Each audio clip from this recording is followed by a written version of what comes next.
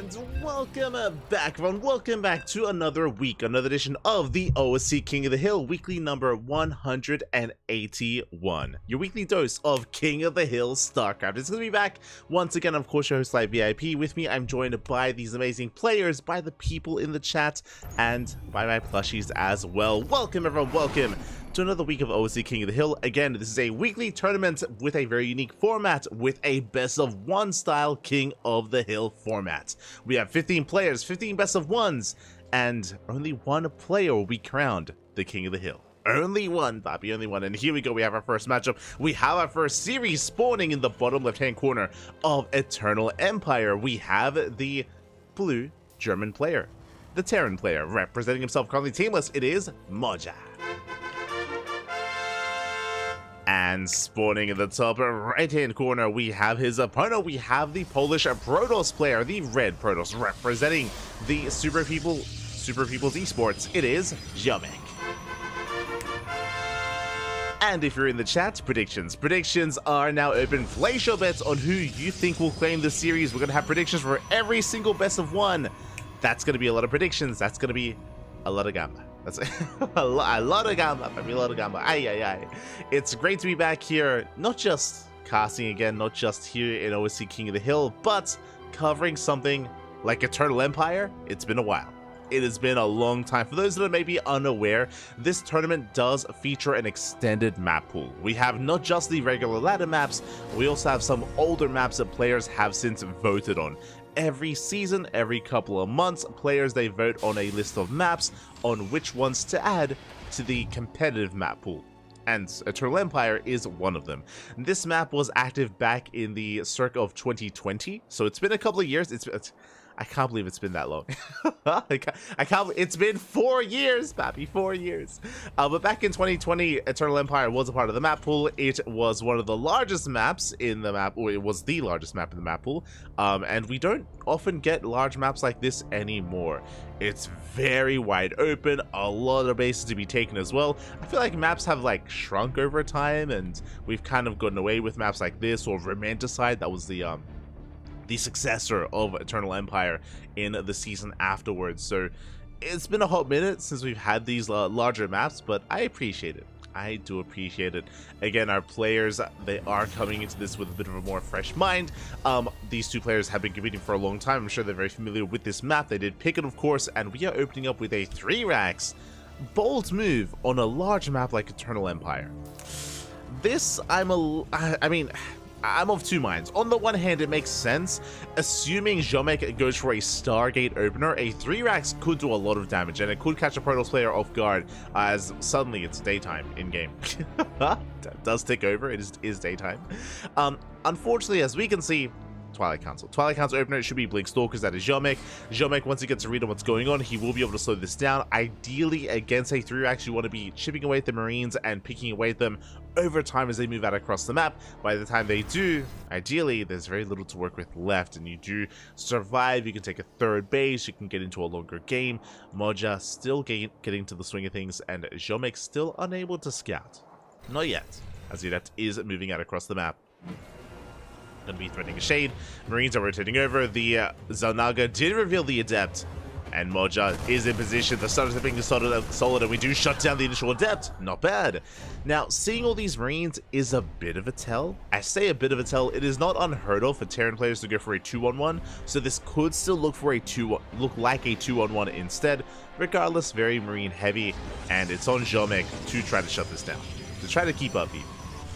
For now, Blink is the tech of choice. Going into Blink, we do have our additional gateways on the way. Catching up in the chat. I just glanced over at the chat. I predict that Light is casting again with no pants on. You cannot prove or disprove that. I'll have you know. You're an animal, Pap. You're an animal.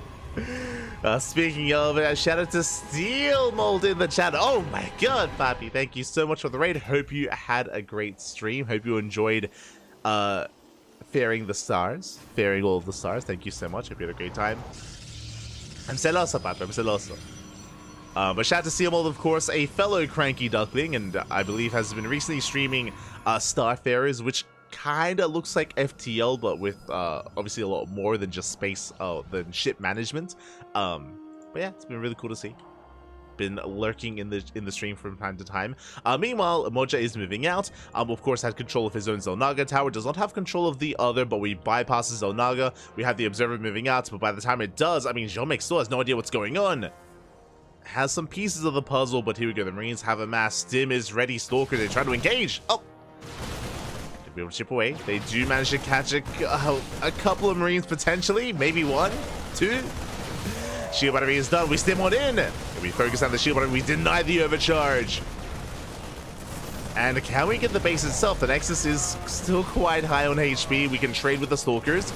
We get one, we get two. And two Stalkers go down, and we just keep stimming in. Ooh, but alas, we are running out of steam. Yeah, we're running out of steam. We did get a shield battery. We did get a couple of units, but alas, it looks like we don't have that much left to work with. The blinks are solid, and Jomek will clean this up.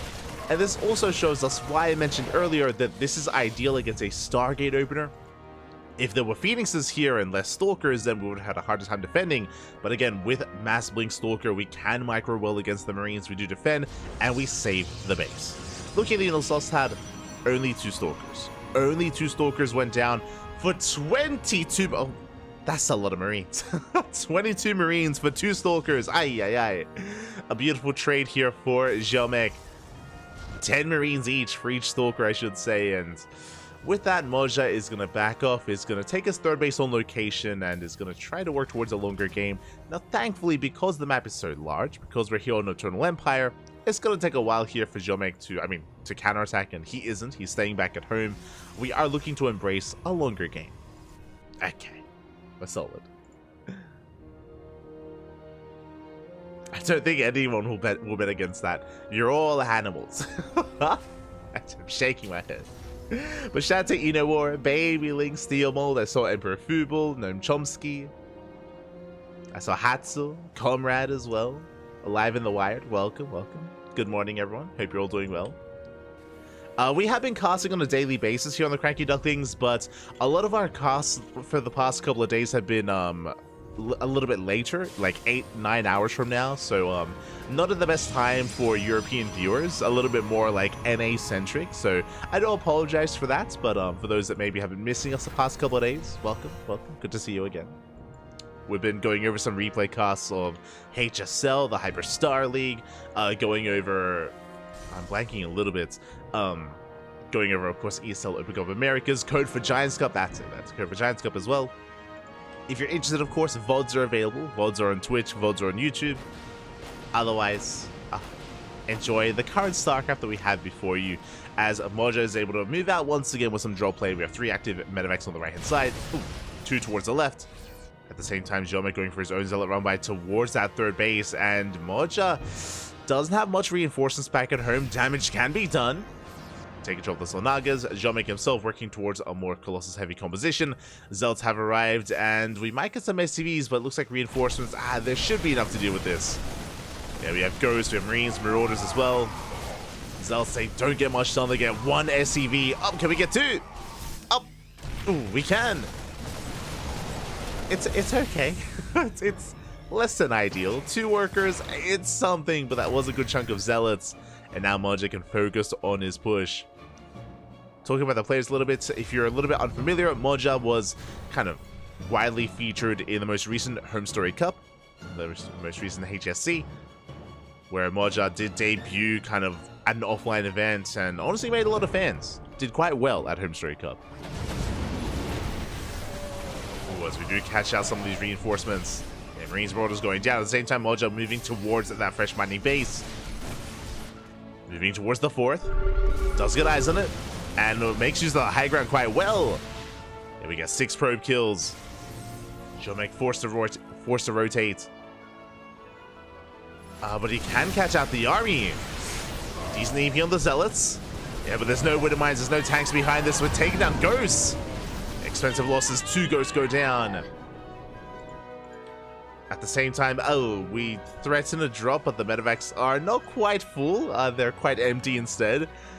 Moja racing back home, and Jomek has momentum. Yeah, the War Prism has arrived. We can reinforce on the front lines. Looking at the units tab, we only have the one Colossus, so we're a little bit lacking in splash damage, but we have a lot of Zealots. A lot of gateway units here for Jomek. EMPs are good, but are they that good? I mean, they're pretty good. So far, nice EMP. Connects with most of the sentries. Connects with other Stalkers as well. We've gone forward. We're running out of Zealots and Colossus wreaking havoc, but actually raining down in the mineral line. Yeah, the main army does kite back well. At the same time, we have Zealots at the natural base, Zealots at the third. Ooh, Zealots are going to be cleaned up, but we get 22 SVs going down even more. Yeah, Zealots catching reinforcements. We go for a massive wave of Stalkers. And Jomek, it looks like he just has a little bit too much. EMPs take down the Archons, but the main army cannot be stopped. And we can focus down the CC. Up, Urabas! As it's going to be burning down. Force fields are solid as well. The Colossus are wreaking havoc. Only one Colossus, but it's done a lot of work. It's put in a lot of work, Babi. Decent concave here from Moja, but with the Zealot reinforcements, Jomek can keep pushing. Can and will. And that's going to be 26 SCVs going down. That's a kill on the third base. The fourth is under fire. That is a lot of medevacs, so we're able to sustain the army. Zealots are cleaned up. And Jomek has to calm down. The War Prism getting so low. We do snipe the CC. And from here, we just have to back off. The Colossus is cleaned up, but the damage has been done. Behind this, Jomek is on 4 bases, and Moja is on 1. He's on 1 base mining, or half a base mining. His natural is empty. We have to mule our hearts out. The third base was killed. The fourth base was killed. Things are looking a little bit bleak here for Moja. Again, just had a really rough start. Winding it back, remember, it was a 3 racks opener, delayed third TC. I should say a bit of a later third TC, and the initial opener just didn't do much damage. Remember, it was 22 Marines for 2 Stalkers. From there, Jomek was in the driver's seat. We are getting some probe kills across the map. Not too bad. Jomek a little bit late to respond, but still will respond. At the same time, Moja sneaking in towards that natural. And GG gets called. There's just too much to handle, and Jomek will take down Moja and will be our first King of the Hill. GG. Ooh. Oh my god. Jomek. It's popping off. GG, well played. Coming into this, not gonna lie, I was favoring Moja. I was favoring our German Terran player a little bit more, just because it feels like as of late there's been a little bit more behind Moja. They've been a little bit more on fire with some greater accomplishments, like Homestory Cup, for example. But no, Jomek, he puts an end to that. Does take the first game. Is our King of the Hill. GG, well played. Jomek will take the first game, and the question becomes, who is our next opponent? Who is the next challenger? Who will rise to the challenge here in OSC King of the Hill? Again, this is a best-of-1 style format tournament, so one and done. You have that one chance to really prove yourself, and you do gain money. You gain prize money for every map win you accumulate. Here we go.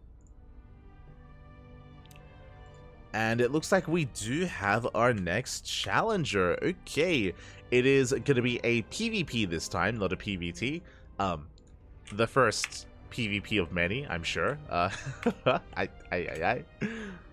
We're no strangers to Protoss vs. Protoss here.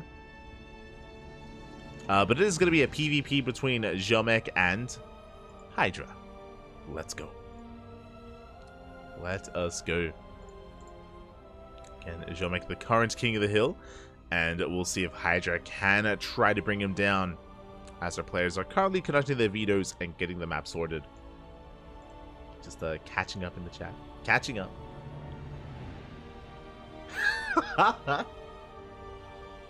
Yeah, I forgot about it. There's a picture of his torn PJs. Oh no, not like this. I'm being Funada.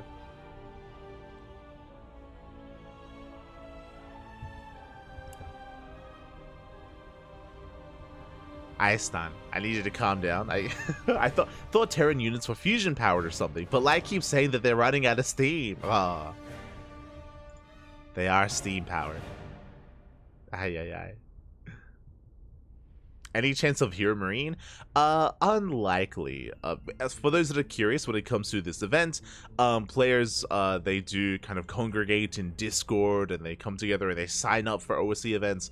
And I believe they are typically a part of the OSC membership club. I don't think Hero Marine is a part of that. Expect players like maybe Spirits, Geralt, Max Pack, some of the Koreans if they're staying up late at night. But Big Gabe, I believe, doesn't usually take part in OSC events. So I would say unlikely. Not impossible, but unlikely.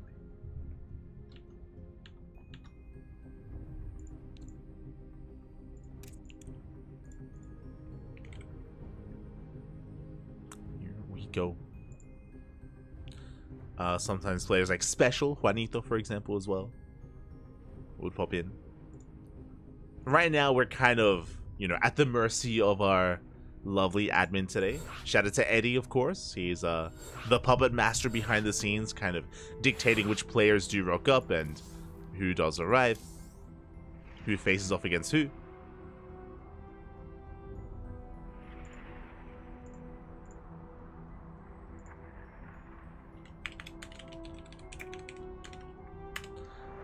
As we do have our next map. Okay, here we go. Now, for those that are curious how this format works, it isn't just a best of one. I mean, it is. But when it comes to the map, the King of the Hill gets one veto.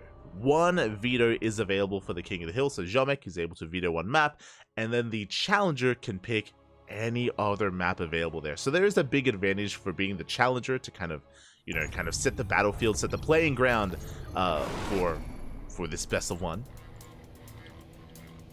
Here we go, spawning in the top left-hand corner of Oceanborn. We have our blue Polish Protoss player representing the Super People's Esports. It is Jomek.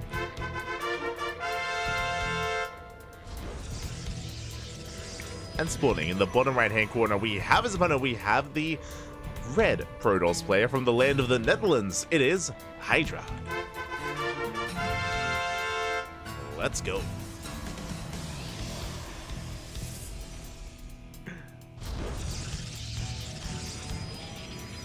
Have our, again, first PvP of many. We are no strangers to, the Polish Protoss policy, for example. Players like Geralt, Christianer, Papi, Godin.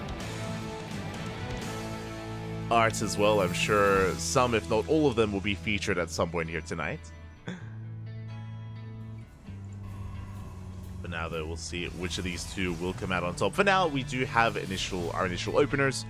We have 2 gateways from Jomek, 2 gateways from Hydra. Nothing too crazy, nothing too wild. No one is going for a Max Packs opener, and no one is proxying a pylon yet. As we do see Jomek coming in for a probe scout, and Hydra may be opting to hide that first pylon.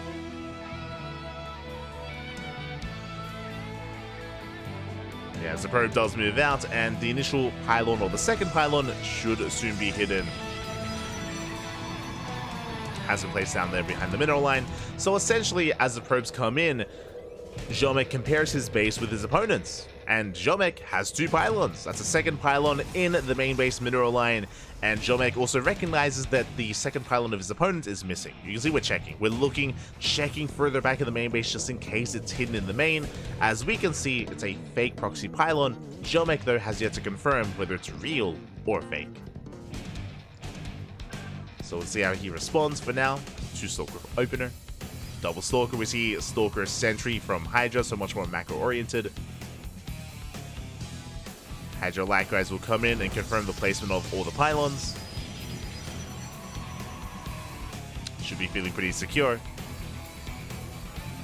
And you can see Jomek still looking for that hidden pylon of his opponent. Could be something committed, could be something a little bit more harassment-oriented, like a proxy Stargate, for example. Jomek is looking. Likewise, fanning out his Stalkers, checking every corner of the map, or at least trying to, and eventually he might find it, as we're even checking some of the more standard proxy locations. Jomek is on the hunt. Back at home, Hydra expands. So Hydra will take an economic lead. Is freely expanding and chilling and macroing and Jomek still has no idea. Now has a better idea. Like, seeing the hallucination is a big tell. Now Jomek, he's aware, okay, we have sentries back at home, you're scouting. Ooh, and Jomek, we can turn this defense into an offense, okay. Hallucination confirms a third gateway in the main, a blink is on the way, no expansion, and this looks like a proxy fourth gateway. So, suddenly, Jomek, who was afraid of being proxied, is going for his own. And this looks like, yep, a one base all in. Okay, welcome to PvP. The 4-gate one base all in is on the way. Jomek sending everything across the map, but Hydra back at home is in a bit of trouble. We need shield batteries. We need shield batteries. We need defensive setup. We do have a Robo opener out of Hydra. Ooh, it was Twilight Council into Robo. A little bit less than ideal. Immortals are on the way, but it looks like we're giving up on the natural. That is a shield battery on the high ground. Hydra, he just gives up on the Nexus, gives up on the base. Oh, going for a Dark Shrine. Okay. I mean, that works. It's a risky move, don't get me wrong. Very risky. But there's zero detection. No Robo, no Forge, no Stargate. Zero detection for Jomek. Natural base goes down. That's okay damage, but Jomek is hoping for more. And again, DTs are a bit of a checkmate move from Hydra.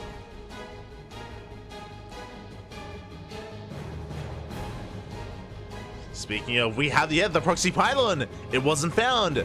And DTs are on the way. Oh, sorry, adepts are on the way initially. We can warp in DTs across the map. Oh, would you blink in? Overcharge is popped. Immortal under fire. We're going to focus on the shield battery. Boys are being pulled. And do we scout? We do. We scout the Dark Shrine. We dive on the Immortal, but we have a second Immortal already.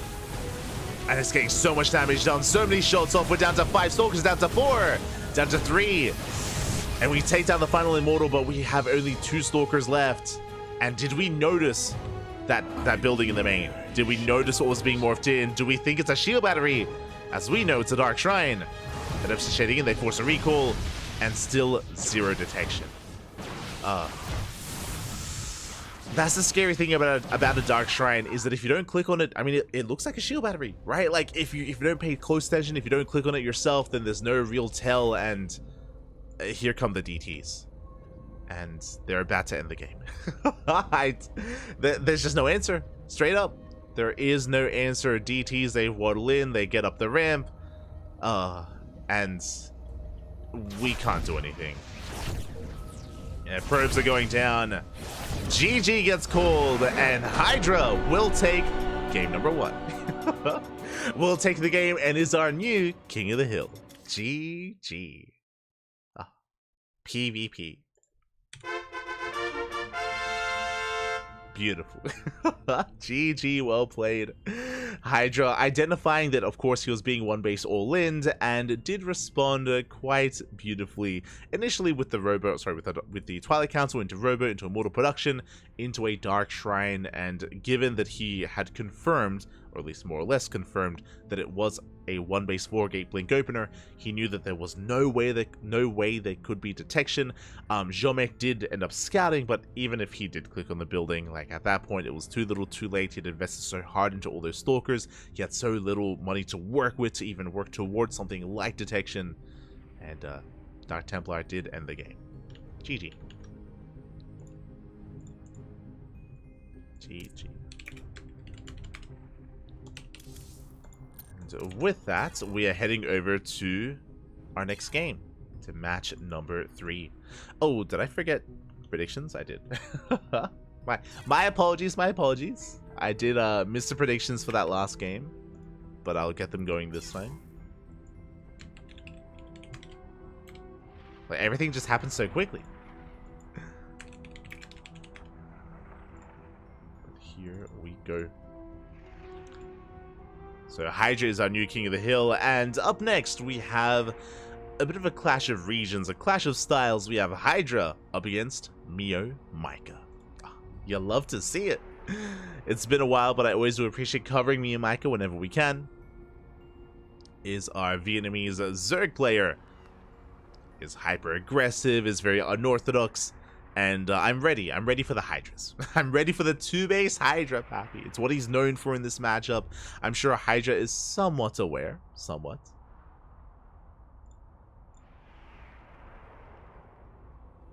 Welcome to PvP, Pappy. It's what we're here for. Exactly, exactly. Meow Micah. You're not wrong. You're not wrong. Is what it means.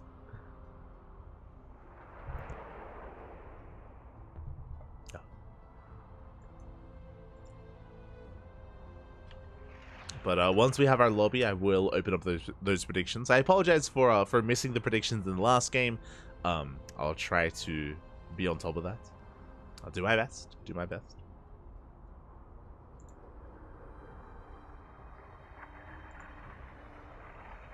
We're definitely here for Mio. Yes, yes, exactly. Again, if you may be a little bit unfamiliar with Mio Micah, he is less active than he used to be. You know, his prime was 2020 towards like the period between 2020 and 2023-ish era of StarCraft. When he was a much more active player, when the Oceania region had its own regionals as well, was the last King of the Sea.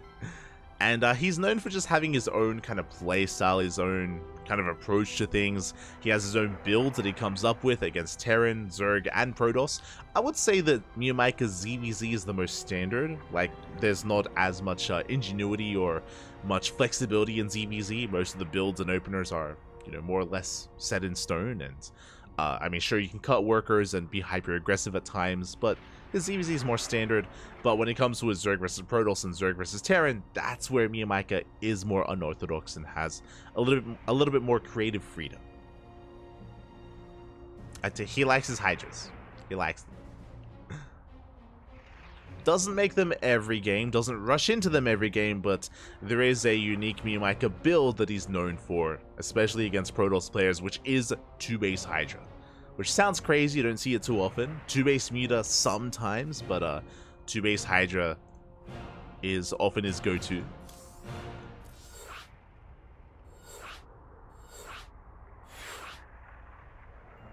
And we'll see if he embraces that or if we go for something a little bit different here as we're loading into Ghost River.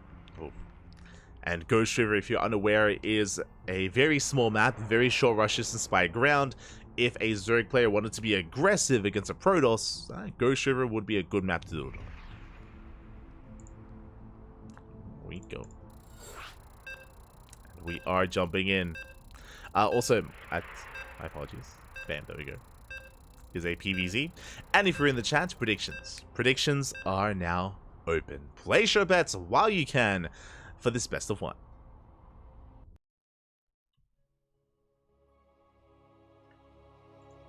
the Hydra versus the Hydra. You're not wrong. God damn it. But here we go, spawning in the top left-hand corner of Ghost River. We have the Vietnamese Zerg player, the Teal Zerg, representing Team Gosu. It is Mio Micah. And spawning at the top right-hand corner, we have the Blue Protoss player from the land of the Netherlands, the current King of the Hill with 1 win under his belt. It is Hydra. And one moment, I will fix up Mio Micah's name. May or may not be a couple of chelas in. There we go. Hold on. Bam. Okay. And we do have a pool first opener. Now, don't be alarmed, it is a pool first, that is true, but usually Mio Micah will go pool first into a hatchery, go for a more delayed economic start, just to be safe, just to be secure. I'm assuming that's going to be the case here. I mean, I say that. Things are on the way. Going queen first. We do delay the expansion. It's going to be 6 lings initially here for Mio Micah, so a much more aggressive start. And as we mentioned before, this is a much smaller map, shorter rush distance by ground. You can get across the map very quickly. We can see Hydra does respond, does respect the opener. Second gateway. Goes for a 2-gate opener, walls off, and delays the Nexus. Expansion's on the way. Miyamika is not going for an all-in. Miyamika is droning, did make 6 lings, and these 6 lings have already done damage. I mean, they kill a probe, yes, but they did delay the expansion. They forced a second gateway, the cyber core as well. They're forcing out a zealot. It's being chronoed as we speak. Probe is off the mineral line on hold position. This is all economic damage here, all delaying the expansion of the Protoss. So not too bad. Not too bad from Mio. Again, behind this, he's droning up as hard as he can. Now, the scary thing for Miyamika is going to be in a couple of seconds is the counterattack. Now, because Hydra was forced to invest into these early units, double Zealot into Adept, that means that Hydra will have an abundance of units early on and can go for a counterattack and can threaten the bases of Miyamika, and Miyamika has slowlings and a handful of queens to defend. Not the easiest defense here for Mio. As Hydra is moving out. Now, if you did notice, Hydra cancelled his second Adept, so I thought it was going to be double Zealot, double Adept, and that can get economic damage done. As we can see, we cancelled the second Adept, we're keeping one of the Zealots back at home, it's only 2 units, Miyamika should be fine. He shouldn't really lose much to this.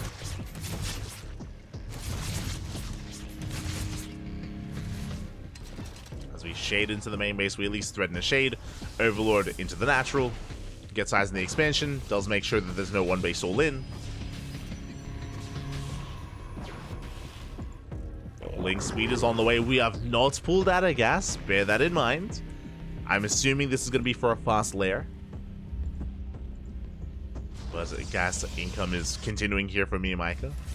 For those that are curious, typically in this kind of matchup, once you prioritize link speed, once you get enough gas for it, you pull out. You pull out just because there's no reason to, rush into roaches early on or rush into a lair early on, unless you have reason to be aggressive and to make use of that kind of tech.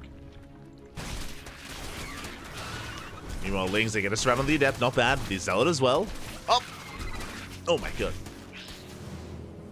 Third base is delayed somewhat, but Miyamika will now expand. And I'm still waiting for that lair. I'm assuming it's going to be a lair, but I mean, it could still be a Roachborn. Technically, it could be a Baneling Nest. Meanwhile, we do see back at home. We're staying on 2 bases. Oh my god. Gateway explosion. The Bay is on the way. Hydra going 2 base Colossus? Question mark? I mean, it could be Disruptor, but the Overlord does confirm. We get eyes on that Robotics Bay. Miyamika is aware. Back at home, there's the fast lair. 2 more gases. This screams 2 base Hydra. Should be Hydra's. Which is also why I like the idea of Hydra blindly going into Colossus. Again, Miyamika has a reputation. Our Zerg player, he does have a reputation. A lot of people are aware of how he plays. Ooh, that is a Roach Warren on the way. Okay. And we do see Hydra going for not Colossus first, Disruptor. And we have War Prison Speed on the way. It's going to be a Disruptor draw. So this is going to fare quite well for Hydra Disruptors. They, of course, perform a little bit better against Roaches compared to against Hydras. As they do so much burst damage, they will bring Roaches down. Prism has arrived. The lair is done, and we don't see a Hydra Den. We also have not taken the 4th gas, so it looks like it is going to be Roaches. The other thing to bear in mind, we've droned up to 49. We're not making any more workers. Not yet. 10 Roaches are on the way. No more saturation. We could just go for a big all-in. Yeah, still no drones. Still no workers on the way. We're making another wave of Roaches. And there's potential for both players. If Hydra tries to expand, there's no expansion. But if he tried to, then we could bring it down. Spire, okay. okay, we're going into a different direction. Roaches into Mutas. Let's go. Another gas is being taken. Prison's moving out. Oh, never goes off. Not bad. Okay, 4 Roaches. 4 Roaches go down. Colossus now on the way. And I assumed that Hydra was going to be going for a 2 base all-in, especially with these extra gateways on the way. But as we can see, we're getting ready for an expansion. 3rd base is being taken. A delayed 3rd for Hydra. It's been a wonky game. There's been a lot of twists, a lot of turns. We eventually got to a third base. Miyamika has an economic lead, is still droning up. And if Hydra is a little bit too passive, a little bit too defensive, these mutas could pop off.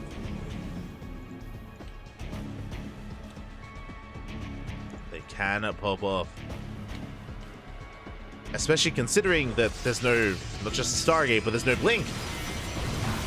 Here's no blink for the Protoss. Ooh, brutal force fields. We catch out the roaches. Lings, they have to engage. But the Colossus is ready. And Miyamika's being shut down. And Mia has to race back home. 7 mutas on the way. Hydra breaking out. And it's one of those things where Hydra might not have blink. He might not be able to keep up with mutas if they harass. But when it comes to this main Muta with this main push, I'm worried for Mia. I'm worried. More Lings are on the way.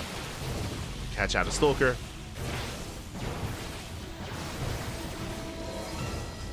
See Hydra rotating towards the left-hand side. Disruptors are available. Nova's going to be going off. Lings, they collapse in. Yeah, the mutas are revealed. Massive detonations. Oh my god, the Lings go down. The roaches as well, and there's almost nothing left here for me. I mean, the Lings are getting a lot of damage, though. Lings, they chip away at the Stalkers, but we're focusing down the mutas. And there's 1 muta left, 0 mutas remaining. GG gets called. We clean up the Zerg army, and Hydra breaks through. Hydra takes down another opponent. GG. Whew. In a way, it was a 2-base all-in. It was a wonky game. it was a really weird game where there was just a lot of aggression and a lot of tentative expansions. There was a 3rd base on the way for Hydra, but he didn't saturate it. He committed on 2 bases. Again, he had 6 gateways behind that. Plenty of gateways, plenty of reinforcements. And Miyamika was vulnerable to a push. Mutas, they can do amazingly harassing across the map, but when it comes to these main army engagements, they struggle quite a lot. They do struggle. Miyamika was exposed, was vulnerable, and Hydra takes down another challenger. GG. GG, well played. Hydra will maintain his crown. And... oh. And we are not done. We are heading over to the European region. Now, Hydra has taken down a Protoss player in Jomek, a Zerg player in Miyamika. Now it's time for a Terran. Now it's time for a Terran instead. We are sending Hydra down through the gauntlet.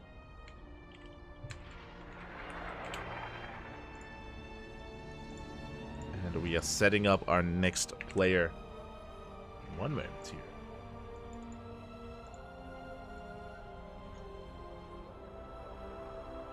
Here we go. Okay. It is going to be Hydra up against Baby Marine.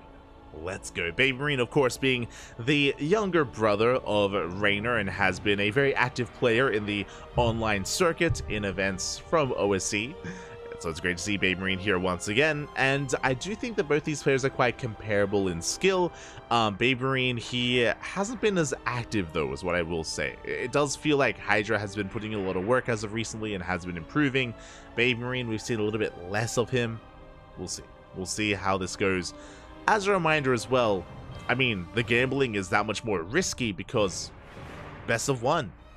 Anything could happen. We've seen some big upsets in the past. We've seen players like Max Pax and Björn are brought down by otherwise lesser players because of the best of 1 format. So it's yeah, take the chance. Best of luck. Best of luck. We'll get the predictions going once we have our lobby.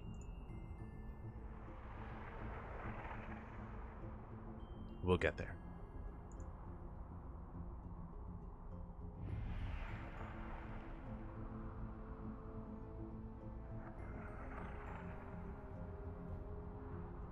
Corbett wants you to spell the difference between these 2 Hydras. Oh no.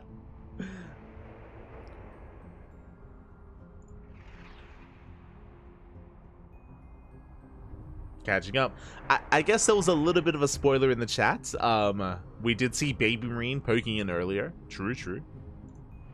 Did see him lurking. Demi as well.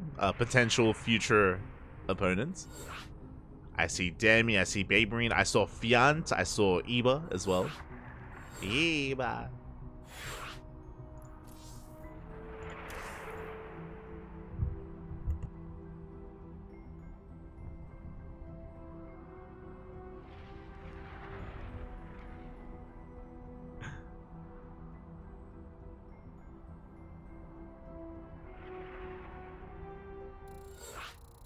And here we go. We have our map. We have our lobby. We're going to be loading in once again to Ghost River. Oh boy. I expect this to be another short one, not going to lie. Typically, players don't intentionally pick this map without good reason. And we had, again, a very interesting game earlier going into our eventual 2-base all-in from the side of the Protoss. We'll see what we have in store for us this time. As spawning in the top left-hand corner of Ghost River, we have the blue Protoss player from the land of the Netherlands. With a 2-win streak already, can he maintain his crown as he's the current king of the hill? It is Hydra. And spawning in the top right-hand corner, we have as opponent, we have the Italian Terran player, the Red Terran, the new challenger. It is Baby Marine. Let's go.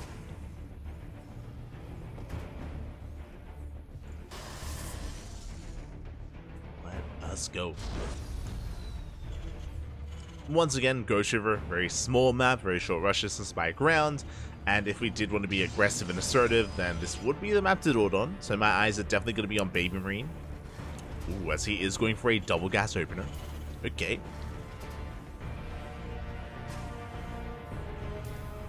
Is going to be double gas. What does this mean? This means a delayed command center, delayed CC, faster factory. And we'll see how Baby Marine wants to approach this. This can lead into a Widow Mine drop. This can lead into a Cyclone drop.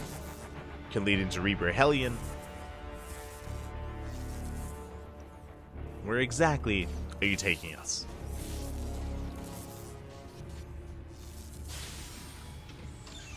As Hydra does tase away those SCVs. Initial Zealots on the way.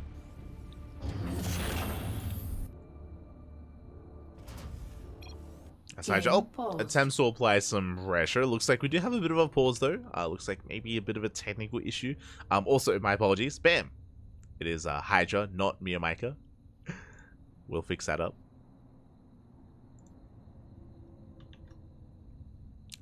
What were the first two matchups? The first two matchups were Moja versus Jomek, which did go the way of Jomek, and then Jomek versus Hydra. So we're still early on. Still early on in the tournament.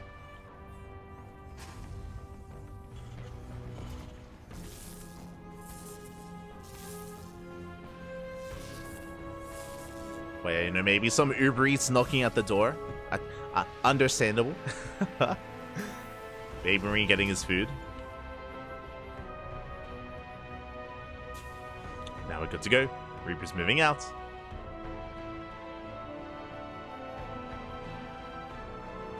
Probe is racing back. We have a second Reaper on the way. And there is that factory. And the probe. I believe we cancelled, yeah. Did cancel the Zealot. Once Hydra realized that it was not an economic opener, then did cancel the Zealot. And okay, we are not going into Hellions. We are going for a Cyclone first. Okay. Going for the initial Cyclones.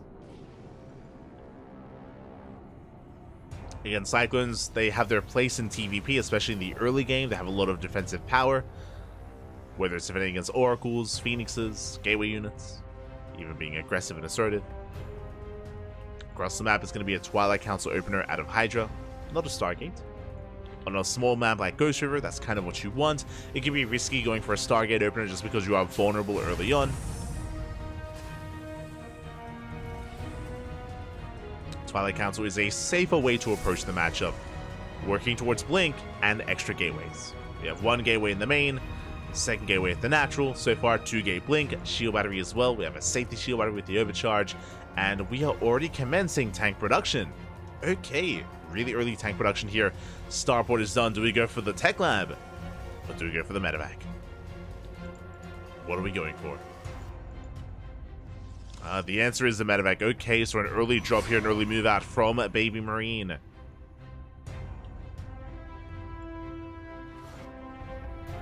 He's going to be a little more active early on. He can try to threaten the tech even of Hydra.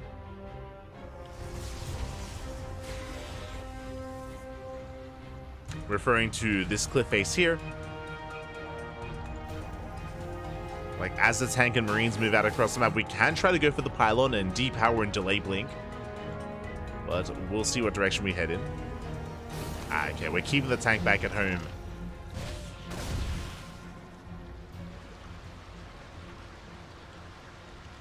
Presenting with a stalker. Oh, never mind. I saw the tank siege. I'm like, okay, maybe we leave it at home. No. Not here. Not for Baby Marine. He's moving out with everything he has. Oh, third CC on the way behind this. Okay. Fast third base. His pushing is quite committed with this, but he's expanding back at home. Tank volley going up. Not bad. But the Stalkers do hold their own. Blink is about to finish up in a couple of seconds. Second tank soon to arrive. Another big volley. One Stalker goes down. And we're slowly pushing forward. We catch the Observer. Keen eyes there from Baby Marine. Rushes down. The Observer does find another Stalker. And he's zoning the Stalkers away from the third base. And we're hoping for a cancel. Stalkers, they go for the dive. They get one.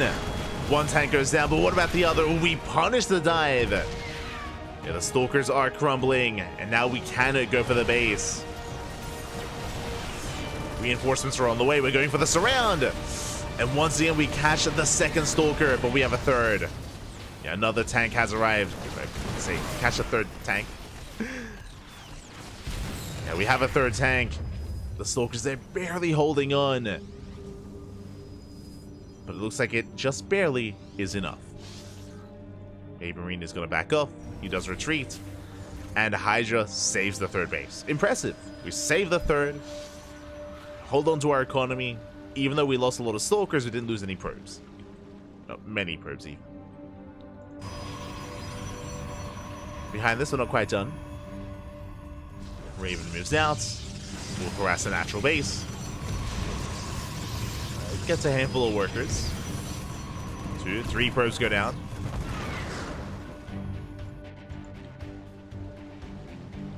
At the same time, drop towards the south. Baby Marine applying as much pressure as he can while expanding, while taking his third base.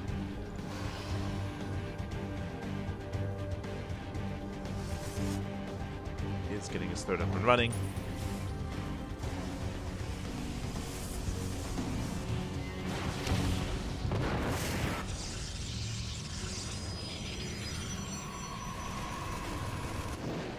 As we're getting damage on the crossbow, we do lose 4 SCVs. Not bad. Never mind. I was going to say 4 SCVs go down, but at the same time, 7 probes going to be going down as well. Auto turret at the natural. Marines in the main. Oh, and the medevac will barely escape. Does get away. Hydra taking a lot of hits, and with that, the Terran player takes a worker lead. We're up in workers, up in mules as well. The economic advantage for Baby Marine is quite large. It's pretty big. And we will soon move out. We have Stim, combat shields, 1-1 finishing up for the Terran. We'll see if Hydra can slow him down. I mean, Zealot Rumbys usually have a lot of potential, but there's not that many attack paths that we can use to try to sneak by. But Zealots are getting ready for a run by. At the same time, Baby Marine does push. Again, his upgrades have kicked in. Scans ahead of time, looking for the main army. Colossus in position. Water Tower coming in, hoping to distract. Probes are going down. We do confirm the Robotics Bay researching. The Terran can assume it is going to be Colossus. And it looks like we do sneak up on the 4th base. We do force a cancel. Oh, we're going into the main. No! Oh my god. Oh, full medevac goes down. Massive pickup. Yeah, Baby Marine a little bit too greedy. Does get punished. Is he now Adolescent Marine? Is that...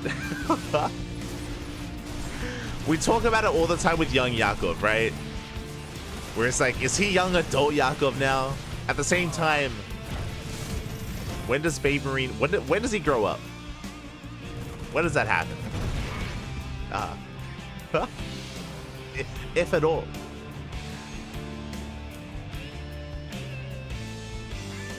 As now Scanner reveals the main army, drop into the natural. So far, still good trades or better trades for the Terran. Getting another 7 probe kills. 8, no, oh my god, 10, 11. Not quite, but 10 probes. 10 probes go down, 4th base being retaken. Again, Hydra had a good moment getting the medevac, but outside of that, the main army of Baby Marine has been building up quite hard. We have Vikings, we have Ghosts, we have a tank line as well. +2 attack is on the way. Baby Marine, he's looking quite comfortable. Now, the Observer does spot the main army, and there is a chance for Hydra to come back in this game. Even though he's down in supply, I mean, disruptors. We have a 2nd Robo on the way, double disruptor production. We've seen it before, but give a Protoss player a couple of Novas, and they can wreak havoc. Likewise, nice catch. Get a couple Marines. Ooh, the Observer spotted.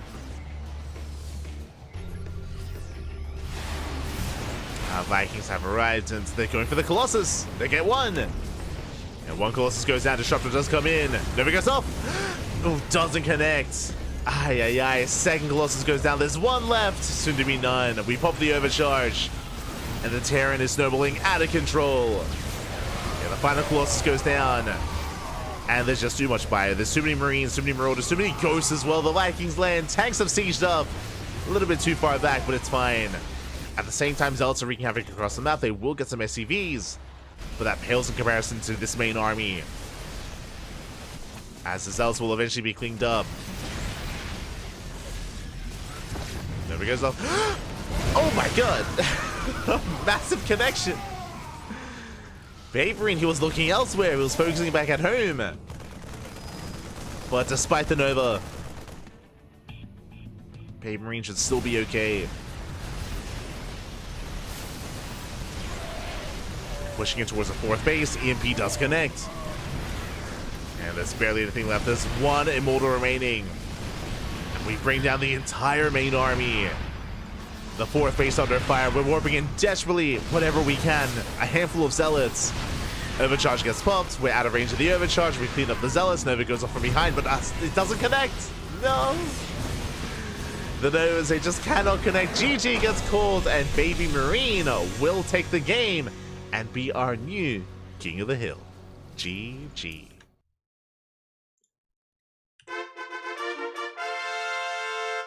GG, well played. The King is dead. All hail the new King of the Hill, Baby Marine. Not bad. Not bad at all. Again, a very chaotic style, but early on did trade quite well. If you recall, sure, the first move out didn't kill the 4th base. Was hoping to. Didn't quite get the 4th, but did bring down, what was it? 6, 7 Stalkers. It was a hefty trade for Hydra. Likewise, in the follow-up, we had some Raven harass, we had Marine drops, damage or economic damage was being done, and Baby Marine was looking quite comfortable. Quite comfortable, up in workers, up in bases, up in economy. And eventually did overwhelm Hydra. GG. GG, well played.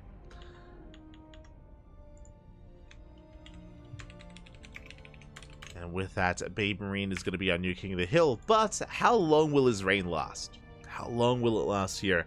Hydra got a couple of wins under his belt, and we'll see how long Baby Marine can last. As I'm sure we have our next opponents getting ready. And we have him. Okay. It is going to be another TVP. This time, I will say against a slightly stronger Protoss player, an up-and-comer in 2024. If you've been watching the channel, you'd be a little bit more familiar with him. It is going to be Baby Marine versus Shameless. Let's go. Let us go. Again, Baby Marine, he has been the rising star of the year, has been performing incredibly well in these online tournaments. Even though we've had these big established names like Christiana and Geralt and Skillus and these other big kind of Protoss players in the scene in the region, Shameless has been very quickly rising the ranks this year. Has been looking better and better. and is going to be coming in next. I would say is the favorite, but we'll see. We'll see. I'm getting ahead of myself. I would say that he would be the favorite in a longer series than a best of 3, but again, best of 1. It's a brutal format. It is brutal.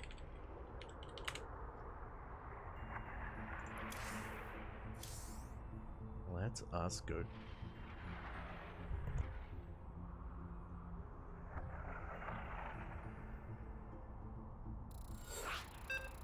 So we are getting things ready.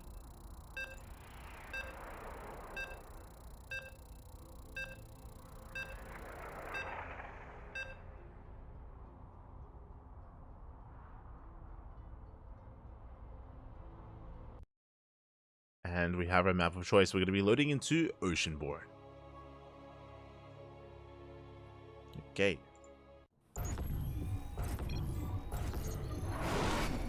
And if you're in the chat, predictions. Predictions are now open. Place your bets on who you think will claim this series as spawning. In the top left-hand corner, we have our new challenger. We have the blue Protoss player representing Team Twisted Minds. It is Shameless. And spawning in the bottom right-hand corner, we have as opponent, we have the Italian Terran player, the Red Terran, the current king of the hill. It is Baby Marine.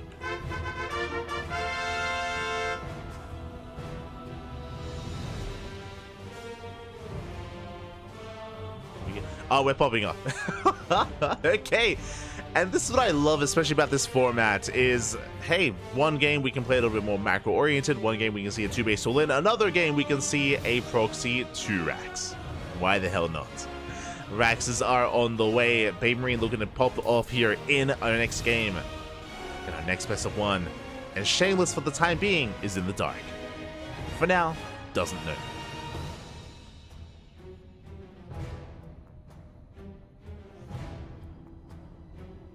We go. Probe is slipping into the main.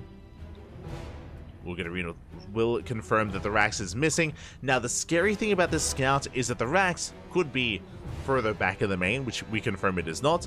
It could be hidden in the natural, or it could be hidden at the third base, which is why, as I say that, we're scouting. We're checking the natural, we're checking the third base. It could be at the triangle, sorry, at the linear third as well. It is not unheard of for Terran players to essentially go for a fake proxy Rax. So Shameless is attempting to confirm. Back at home is expanding. Gate expand. Safety Zeld is on the way. We do not find the Rax, and we're looking. We're still looking for those Raxes. Meanwhile, we can see it's going to be a little bit more committed. Oh my god, it is not Proxy Reaper, it is Proxy Marauder. Yeah, the tech labs are done. Concussive Shell is on the way. Shameless still trying to figure it out. Will confirm there's still no Raxes back at home, no factory either. That is a big tell. And now we know aggression is coming. Shield batteries on the way. We have 1 so far. Likewise, Stalker here on the high ground as well. Oh boy, this is not going to be an easy defense here for the Protoss. Baby Marine is waddling in. Shield battery finishing up just in time. Shield battery is done. Overcharge is going to be available. Now we know what's going on. Second shield battery on the way. Now what is scary is that there is an Artosis pylon powering everything, and it is a little bit exposed. We could try to focus it down. Depending on how many Marauders there are, we could even try to just ignore them and just go straight for the Stalkers. See what the answer is going to be. There we go. Backup pylons on the way. Shameless, he's aware of how vulnerable that pylon is. So we get a second pylon. Meanwhile, we have 5 Marauders so far. Getting up to 7. SCVs are here to tank some shots, to buffer. Sentry's on the way. Sentry's going to be huge here with force fields. But it's not ready. Here come the boys! Oh my god, we just commit. We're completely all in. The boys have arrived. And we're going for the surround. So far, so good. The first shield battery is going to be targeted. We get 1 shield battery, and we're going for the other. And the Stalkers have to evacuate. They have to get the hell out of here. More boys being pulled. Yeah, the probes have arrived. The buffer is here. The Zelda's going to be going down, but we have still 3 Stalkers. Oh, very nice force. We catch another Marauder. Nicely done. We get another Marauder. Probes pulling away. Remember, no more shield batteries on the low ground. And we evacuate the expansion. We have another force field. Speaking of, we slice up the army. We trap one, we trap two Marauders. Once again, very nice control from Shameless. Shut down the Marauders, but alas, we still have so many more behind this. Six Marauders. Immortal has arrived. GG gets called as the Immortal is revealed, and Shameless will defend, will survive the cheese, and is our new King of the Hill. GG. GG.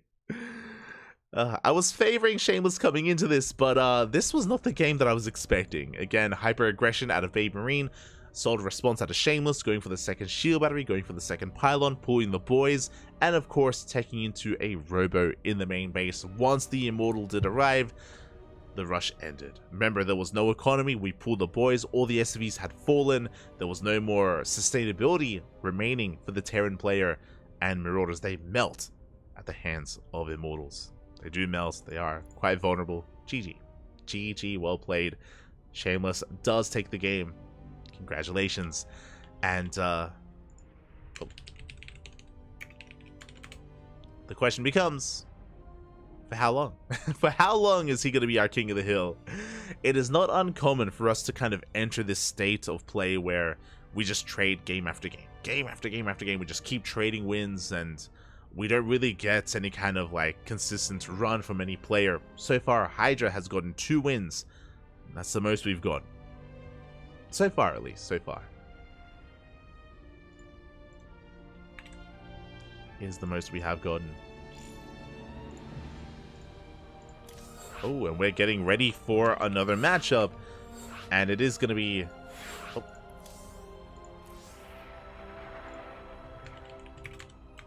It is going to be a Protoss versus Protoss. Okay. It's going to be another PvP.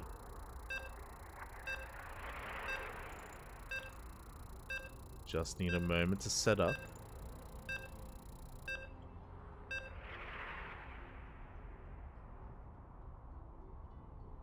Here we go. It's going to be a PvP between Shameless and Rostock.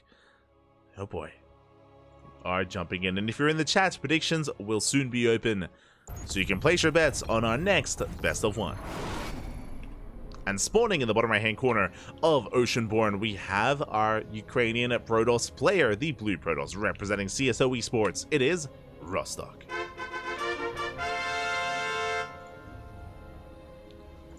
And spawning in the top left hand corner, we have as opponent, we have the Red Protoss player, representing Team Twisted Minds. It is Shameless, the current King of the Hill. Here we go. Oh, the juice is here.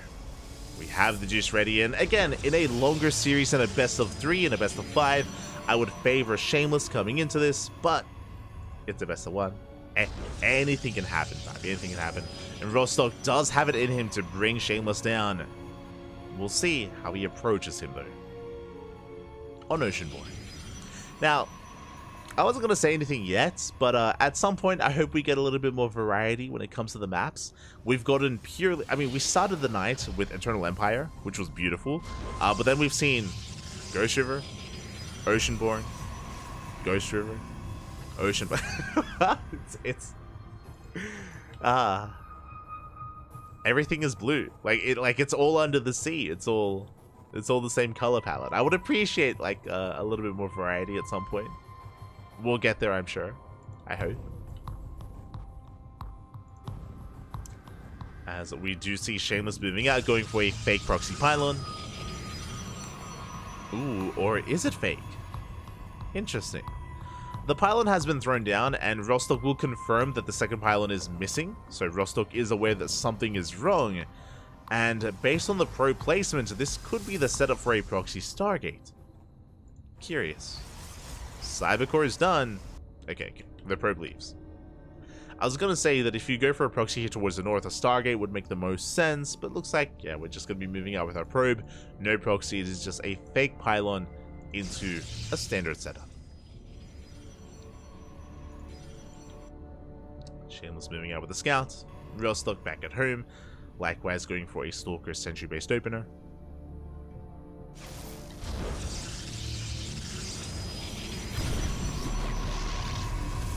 Does deny the scout. Likewise, Pylon blocking across the map. Rostock, he calls his bluff. Okay. Bold move out of Rostock. Our pylon's under attack. Does call the bluff of Shameless, going for the block. And no big reaction here, and no additional gateways. Robo, instead Rostock expands. Here we go. Meanwhile, Shameless does go for a Robo opener. Interesting. Shameless hasn't yet confirmed whether or not there's an expansion. Did spot the pylon, which is a bit of a tell. But we'll soon confirm with the hallucination. Nation is moving out. Likewise, Rostock slipping into the main. I see Demi in the chat. Don't worry, Bobby. I got you covered. Oh no. He's gonna be sporting into Dynasty. Kappa. I appreciate it, Demi. I appreciate it.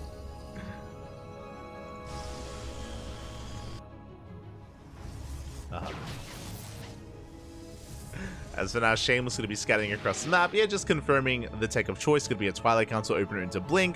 Likewise, the natural base being taken. Shameless is fully aware. Likewise, Rostock is the same. Does confirm that Shameless has expanded, and that instead of a Twilight Council, there is a Robo. So there's a bit of a different dynamic between our players. Shameless will have a higher Immortal count. We'll be focusing on Immortal production, and have a more robust army. Meanwhile, Rostock will have a more mobile army with Blink. Does have mobility on his side. Meanwhile, Shameless already moving out. Now, what is scary about this move out? Blink isn't done. And with all these sentries, force fields are insane. Force fields can completely slice up this army, cut it in half, and then Shameless can snowball out of control with the initial Immortal. Yeah, the first Immortal has arrived. So there is a window that you can take advantage of Rostock. The army's revealed. Probe scouts. He knows. Rostock, he knows. He pulls away. Overcharge going to be ready. Oh, first, the force field has made it out. And we do try to slice up the army. We do catch a good amount of units. Not bad. 2 Stalkers go down. Uh-oh. 2 Stalkers do go down. Overcharge is popped. Here we have the Overcharge. We're going for the Prism. And we can focus it down. We deny the Warp in. Prism does fall. Boys are being pulled. The Immortal barely does hold on. There's 4 or 5 Stalkers left. And we hold. Whew. Rostock will hold on again. If he hadn't sniped the War Prism, if the War Prism was a little bit further back, was a little bit safer, a little bit closer to the chest here for Shameless, he would have held on and might have been able to break Rostock. But the Warp in was denied. And now we expand. Now Shameless takes a third, so does Rostock. Rostock going for a counterattack. We're calming down.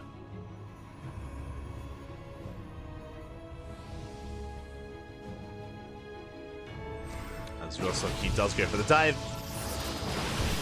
Ooh, we do catch out 3 of those Stalkers. Not bad. 3 Stalkers go down, but Rostock still gets into the main base and probes are still going down. Oh my god. We got 5. We got 6 probe kills. Almost 6. There we go. And we deny so much mining time, we do recall all the way back home, and Rostock doesn't get punished. Across the map, we have adepts. We do recall just in time. And we will clean this up. And just like that, Rostock takes a worker lead. He's up in workers. Equivalent when it comes to our base counts. Both players taking their thirds. Likewise, Rostock getting to his own Immortal production as well. And we have a game.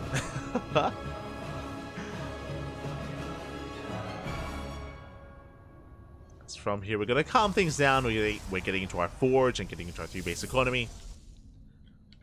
Rostock still has map control. When it comes to our players, for the most part, we're keeping up with each other. But if you remember, Shameless did not open up Twilight Council and is going charge first. No blink. No blink here for Shameless, so Rostock can make use of his greater mobility, can make use of his micro, his control, can dip in and try to snipe some units. Oh! Emphasis on try, as we don't quite get anything yet, but we have potential. Rostock does have potential.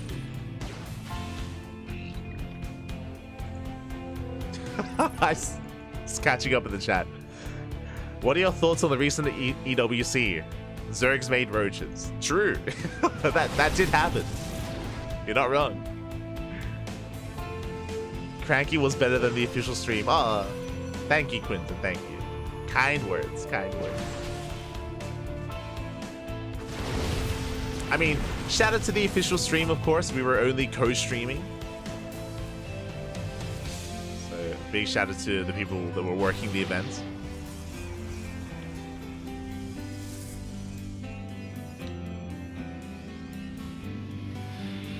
But it was a lot of fun. It was a lot of fun. If you are tuning in now, if you missed out, we were co-streaming every day of EWC, and all the VODs are on Twitch. We do not have permission to share those VODs on YouTube. We only have permission for Twitch, so those VODs won't be uploaded to YouTube, just as a heads up. So if you're interested in catching up on those VODs, then Twitch is the place to check. Otherwise, we can focus on our games. We can focus on Shameless as he does break out across the map, getting a 4th base, embracing mass charge lots. It's one of those things where Shameless is ahead in army supply, but a lot of the supply is in Zealot, right? It's a very cheap army for Shameless. We're also trying to catch up. Overcharge gets popped. And Rostok will force back the army. Now, based on these Zealots, I would love to see more Archons. We have 1 Archon so far for Rostok. I feel like we need a couple more. Immortals are good, but Immortals, they don't do too well against Zealots. As Zealots, they do collapse in. Overcharge did run out, and the Zealots, they're trying to break through. Are attempting. Immortals do kite back. More Zealots warp in. Yeah, this 1 Archon doing so much damage here in the front line for Shameless. We're trying to blink in. We try to dive on that prism. The prism goes down. Oh my god. Yeah, the War Prism does fall, but it looks like we have too much. We just barely have too much. So they break on through. We're getting on top of the base. We're getting on top of the Nexus. And Rostok just doesn't have enough. Again, only had 1 Archon to work with. The Immortals, they barely did anything in that fight. They were focusing on Zealots, and again, Zealots, they do so well tanking those Immortal shots. And without extra Archons, as else they just overwhelm. GG gets called, and Shameless will take his next opponent. GG. GG, well played. Shameless will overwhelm. Again, didn't have the most efficient or the most, the most efficient army, the most micrable army, but was able to overwhelm nonetheless. We had 3 Immortals, and again, an Immortal heavy composition does really well against Blink Stalkers.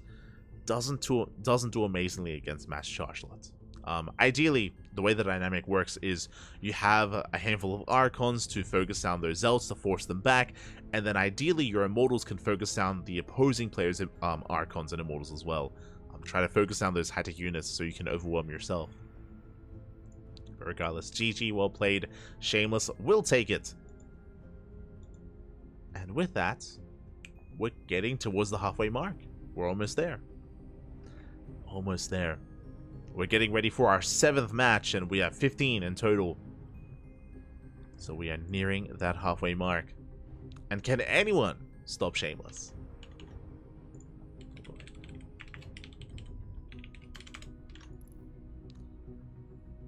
Can anyone stop him?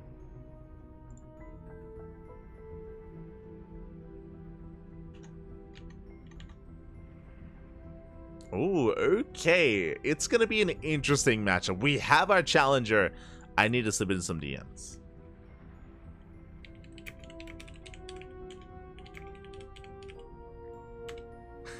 Okay.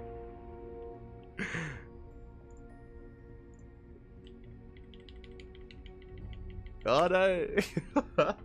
I'm trying to ask what kind of race we're playing.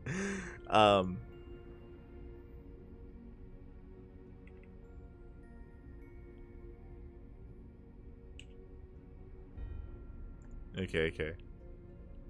We're jumping into this. It is going to be a best of 1 between Shameless and Eba.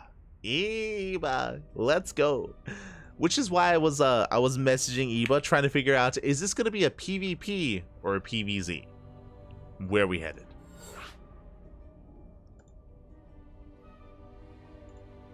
Where are we headed?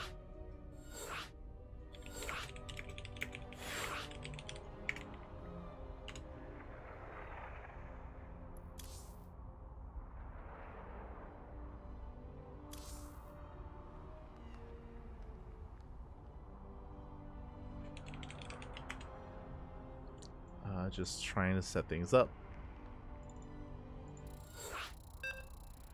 Okay, we have the answer. It is going to be a PvZ. Eva is opting to play Zerg. Let's go. It's going to be a Protoss versus Zerg. And we have our map of choice, a map we have yet to see today. Still a similar color palette, but we're going to be loading into 2,000 atmospheres. Oh, I miss this map so much. Oh my god. It's been like 2 years. It hasn't been that long, but it's been like 2 years, maybe 1.5 years. It's been a while, but I do miss this map. Oh god. I miss it so much. But here we go, spawning in the bottom left-hand corner of 2,000 atmospheres. We have our current King of the Hill. We have our blue Protoss player. It is Shameless for Twisted Minds. And spawning in the top right-hand corner, we have his opponent. We have the red Zerg player representing the Platinum Heroes from the land of the UK. It is Eva. Let's go. He is back. He's returned. He's playing his main race. Or is he off racing? It's up to you to decide. Eba has been playing a lot of Protoss, but what I will say is that Eba hasn't been playing Protoss for the past couple of weeks. I did ask Eba, I think it was last week, I was like, yo, are you playing Protoss? And Eba, he told me that he would play Protoss, but he's out of practice. He's out of practice. He hasn't been laddering his Protoss as much over the past couple of weeks, so he's not as confident. I mean, he would be if he was in form, but he has been enjoying Zerg a little bit more as of late. So is going to be rocking his Zerg instead. And did open up 1515, able to get his base on location. For those that are maybe a little bit curious, again, 2,000 atmospheres was active in the map pool. Was it like 3 map pools ago? 3 seasons ago? It's been a couple of years. It's been a couple of years. 2,000 atmospheres was a different era. Was it like 2021? Maybe like into the beginning of 2022? But wasn't the map pool a couple of years ago. And for this tournament, for OSC, not just King of the Hill, but for most OSC events, they do have an extended map pool where they allow for some of these older maps. Basically, the players, they vote. The players, they are kind of given a list of maps, they vote amongst themselves which maps to add to the map.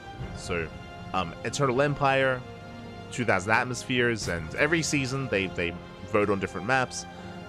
They are added to the tournament map pool for OSC tournaments. So personally, it's a really nice system.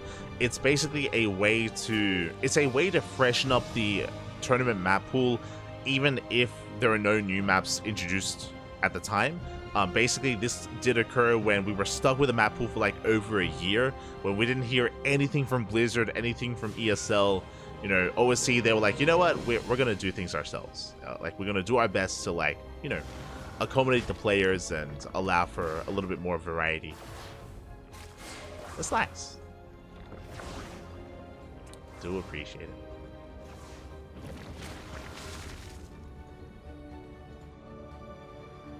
As back at home, Shameless opening up Stargate, going for a Void Ray opener. Interesting. Going to be a Void Ray first out of Shameless. With this, we can hunt down the Overlords, and we can try to hide some tech. This could be Void Ray into Twilight Council, into Glaive Adepts. Could be Void Ray into Fleet Beacon, into Sky Toss. Or it could just be into a third base, into an Oracle, into a... I was going to say into a macro game. No. That's a fast Twilight Council. This screams Glaive Adepts. Oh boy. And it's hard to confirm because Eva, his Overlord is shut down. The Overlord is shut down. The Void Ray has arrived. We have 3 gates on the way, 4 gateways in total. And the Adepts, they're coming. Back at home, Eva, droning up, is a little bit in the dark. Now, against a Void Ray opener, it is usually safe to throw down a Roach Warren because Glaive Adepts are a common response. I say common. They're not there all the time. They're not like 100% confirmed with a Void Ray opener, but they're a big possibility. And because of that, as a Zerg player, we do have to kind of take that into consideration and respect it. So we'll see if Eba does throw down the Roach Warren. If he doesn't, I'm going to be concerned. If we cut corners, if we go into a lair and into... Oh, there we go. If we go into lair into Hydras, then Eva could just die here and now. Thankfully, Roach Warren is on the way. So Eva is playing safe. Meanwhile, across the map, Shameless is expanding. Again, this is not a 2-base all-in. This is a way to catch the Zerg player off guard. If the Zerg player is cutting corners, if the Zerg player is being too greedy, they could just die. Otherwise, designed to get some economic damage while we expand and get into a longer game.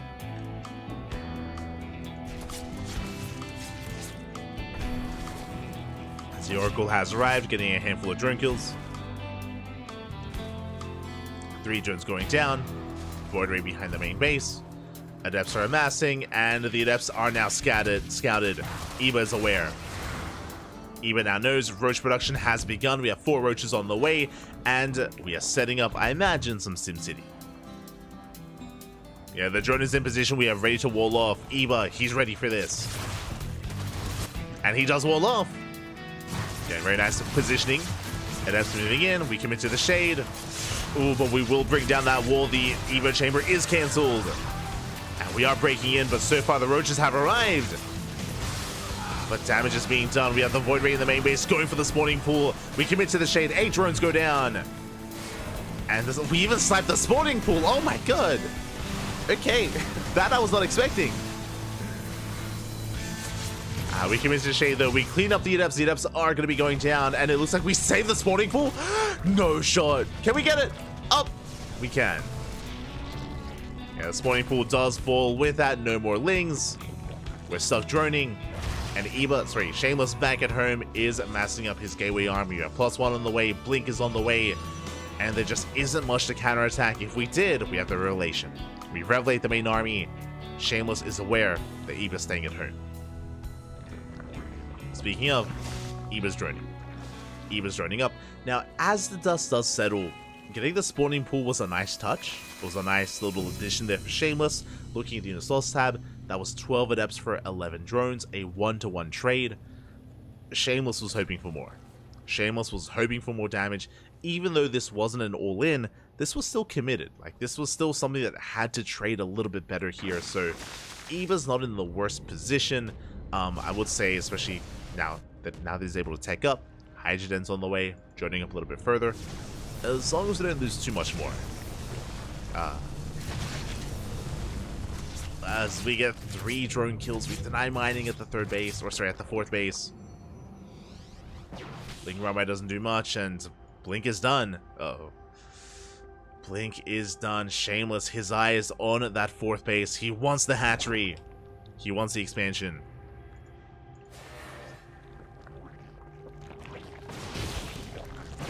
We're gonna at least get the tumors. We're going for the queens as well. Roaches will be able to respond. But can we save the base? We're gonna try and do. The base is getting very low. Oh my god. And Roaches have right, but without Lings to reinforce, these Roaches are gonna be going down. Yeah, the Blinks are solid for Shameless. They're trading well against the Roaches. And this is gonna be a tough hold for Eva. Massing out more Hydras, massing out more Lings. There is a stasis behind this. Another big warp in.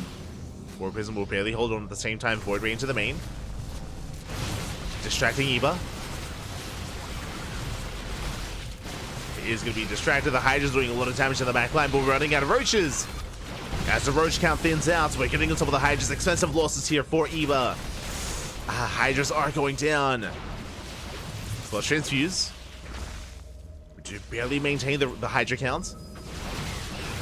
Any more Hydras on the way. Shameless is so close to breaking Eva, but he's not going to be able to. We snipe the Prism. And we bait out the Stasis Trap. We're holding. Eva is holding on. Prism goes down. Stasis gets picked off.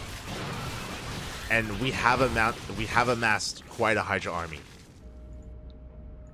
Back at home, Shameless taking a 4th base. Shameless, he recognizes he cannot break Eva, not anymore.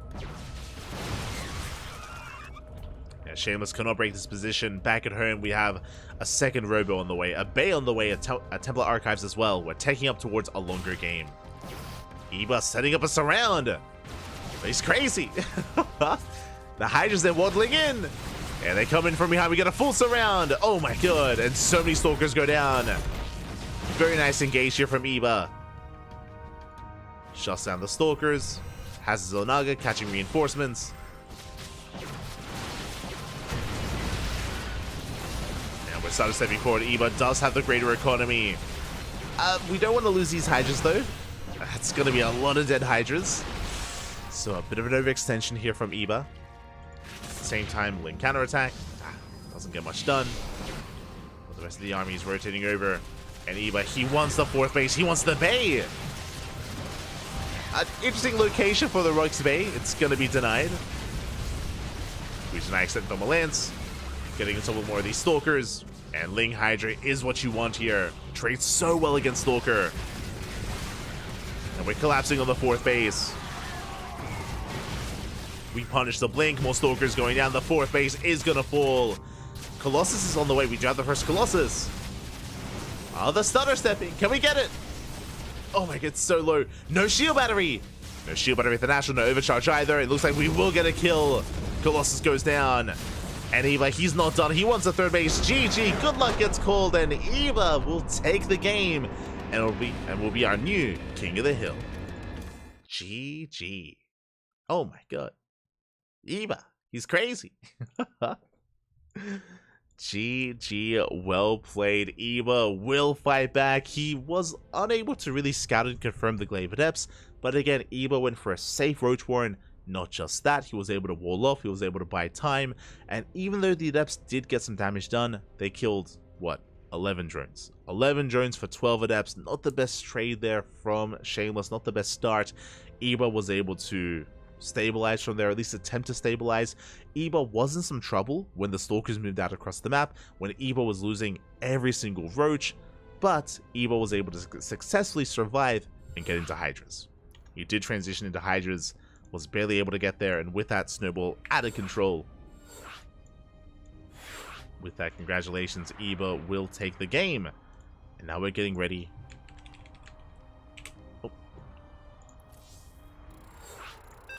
We're getting ready for our next series. One moment. Getting ready. That.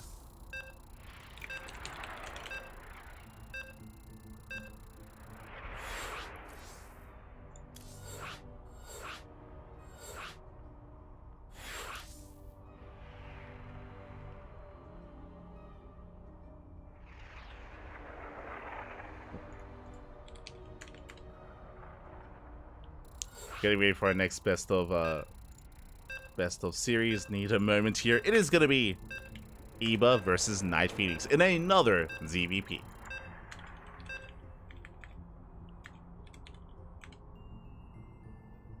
we go. And I did notice that I didn't open predictions, so I do apologize. But predictions will now be open. You can place your bets on who you think will be our next King of the Hill. Will the current king reign strong, or will we have another? Let's go. As spawning in the top left-hand corner of Golden Aura, we have our Ukrainian Protoss player, the Red Protoss, the new challenger, if you will, representing Astronaut Esports. It is Night Phoenix. And spawning in the bottom right-hand corner, we have the Blue Zerg player from the land of the UK, the current King of the Hill. It is Eba for the Platinum Heroes. I do need a moment. I will set up a Night Phoenix. Bam. There we go. Oh, hello, Mr. Drone. It's going to be a short one, as the drone does skirt around the edge of the map. Okay, it's going to be hatch first, though. It's going to be a hatch first opener from Eba, but we are going for a proxy hatch across the map. Oh, the spray has been thrown down. Eba, you're an animal. And the goal here is to block. Now, this is not for an all-in. It is ideally for a hatch block at the natural. Let's go. Out the probe! We deny! Oh my god. Whew. Okay. The Nexus will not be delayed as the drone got there 1 second too late. The hatch block is denied. Night Phoenix, he's happy. He's happy about this. Again, this is not committed. There is no spawning pool. So even though there's a hatchery on the way, Night Phoenix, he's content. He's dealt with this. So gate expanded to Cybercore. Zelda's on the way. And we'll see if Eva can turn this water into wine. We'll see if we can actually make use of this.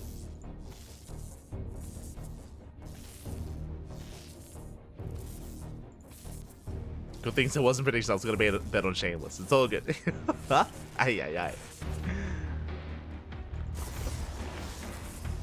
Here we go. Zod has arrived. Adept is on the way. I'm going to shut this down.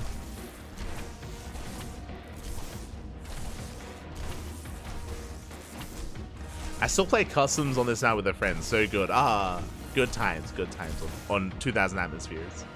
I mean, we're here on Golden Aura, and the hatchery does complete. Okay, we can morph in Lings right into the main. The hatchery itself getting low. Behind this, we're still droning. Yeah, Eba, he's just droning up. Again, it looks like he was just trying to force an overreaction. And there we go. We do have some Lings on the way.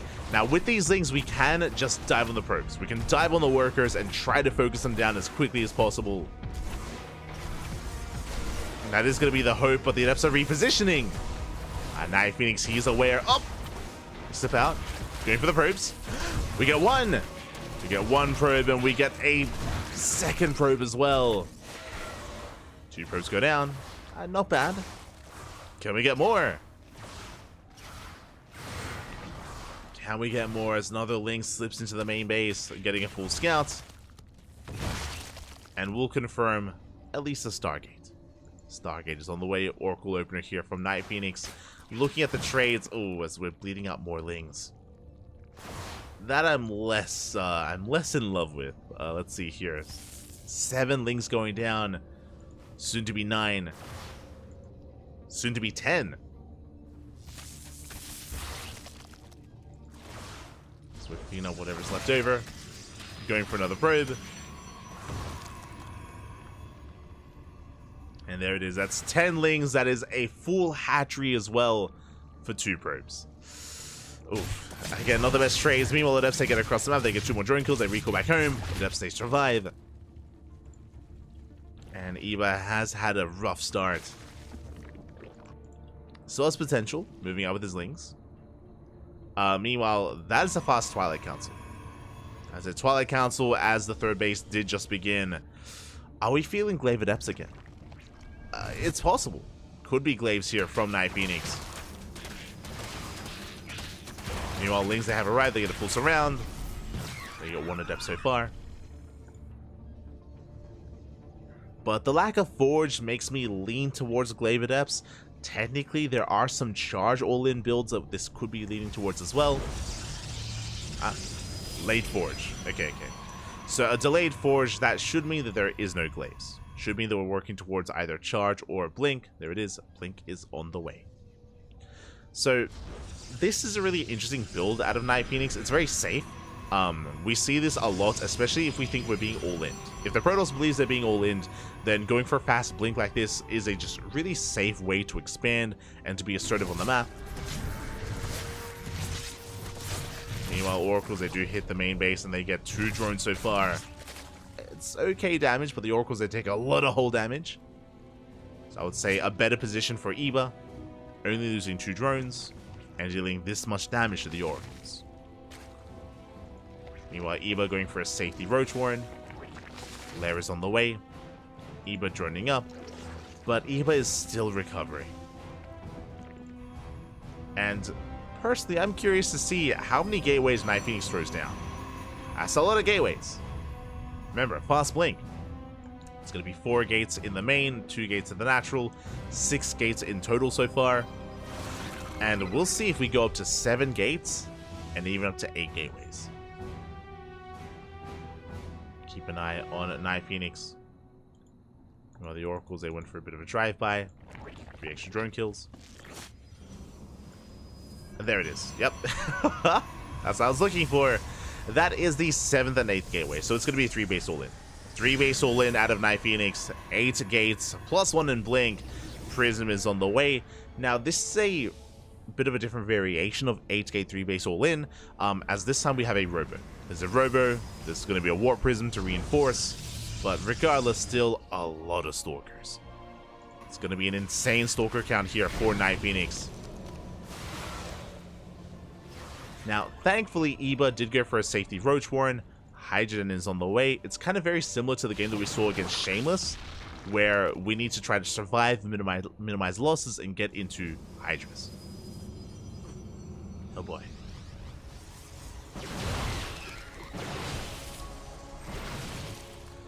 As Night Phoenix is soon going to move out across the map. Depths threatening a shade. And here comes the main push. Remember, no gases. There's no extra gases. There's no 4th base. There's no further tech. There's no Bay. There's no Archons. No Storm. No Colossus. It's just purely Blink Stalker. And +2. Yeah, the Stalkers are revealed. Base is going to go down. The Depths do commit to the shade. We're going to be able to clean them up.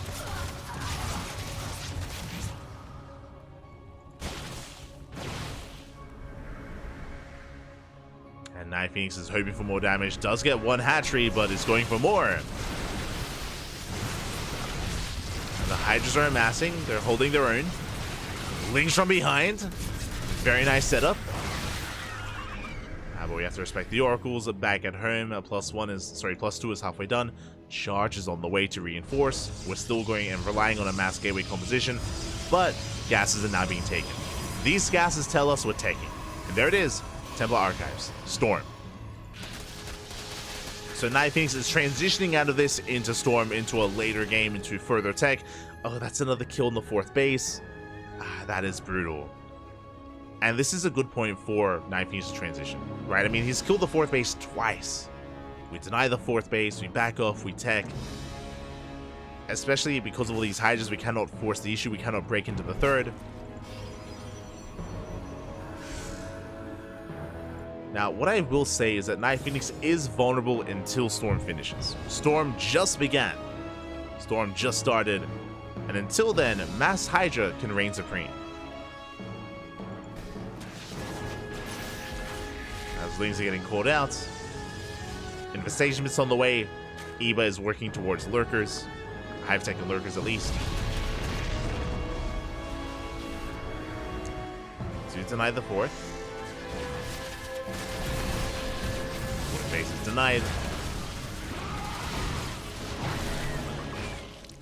They're rotating around. Catching a handful of units here and there. Oh, that's a lot of charge lots. We do come back home though. Eba does spot this. And Night Phoenix buys time but is denied his expansion. 4th base for Night Phoenix is quite delayed. Lurker Den's on the way. Hive is on the way. Oh, the Hydra's getting caught out. Uh-oh. Expensive losses here for Eba. The Hydra's going down. Reinforcements have arrived.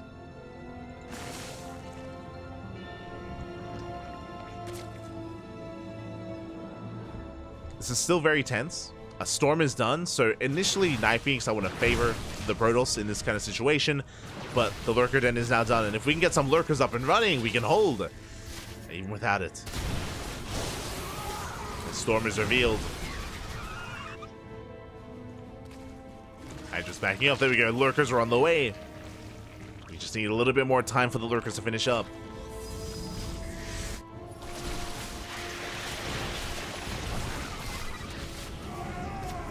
So far, Eba is keeping up with Night Phoenix. Eba is still stuck on 4 bases and could do with a 5th. But has survived.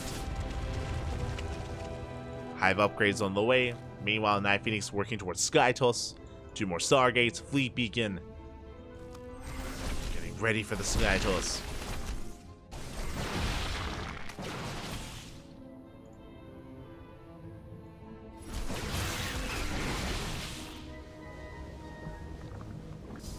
Warp Prism into the main, and Ivy's doing a good job at just buying time. Not just buying time, but also going for the tech. And we're a little bit ambitious going for this infestation, but we shouldn't get it. Yeah, not the best drop here from Night Phoenix. Zelda cleaned up. The base barely does hold on. Nice storm on the Hydras. Carrier production has begun for Night Phoenix.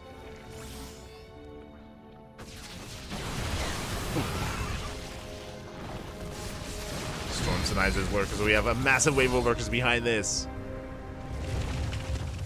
Eva is holding. And thankfully is taking up as well. That is the Spire. Spire is on the way for Eva. Getting ready for Corruptors. Eva hasn't confirmed the Sky Toss, but throwing down a Spire makes a lot of sense in this position just in case. Just so we're ready. Essentially, Eva recognizes that he shouldn't die to a ground push. Like, it's not going to happen. There are just so many lurkers.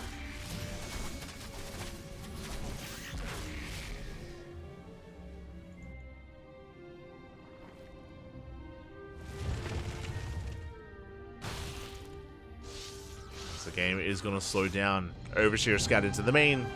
Good timing for Eba. We'll be able to confirm what's going on and get eyes on... Oh, even going for the Nidus. Okay, I was going to say scouting the main base. That's another way to scout, I guess. Nidus swarm into the main. Into the main. Lurkers are getting ready. Yeah, the lurkers are piling in. And we can camp the Stargates. And we're forcing a recall. Lurkers getting in position. Big spine shots going off. Decent storm. Yeah, he's going to force back the army. Carriers have arrived. At the same time, the Hydras that hit the front lines. Storms that hit to defend. Night Phoenix is keeping up. We shut down the Nidus. We force back the Hydras. And Eva has to get the hell out of here and is working towards Corruptors. Corruptor production has begun. Warp Prism into the main. Eva taking defensive stance. We have how many lurkers? 13 lurkers. Not bad. The warp into the main base does finish.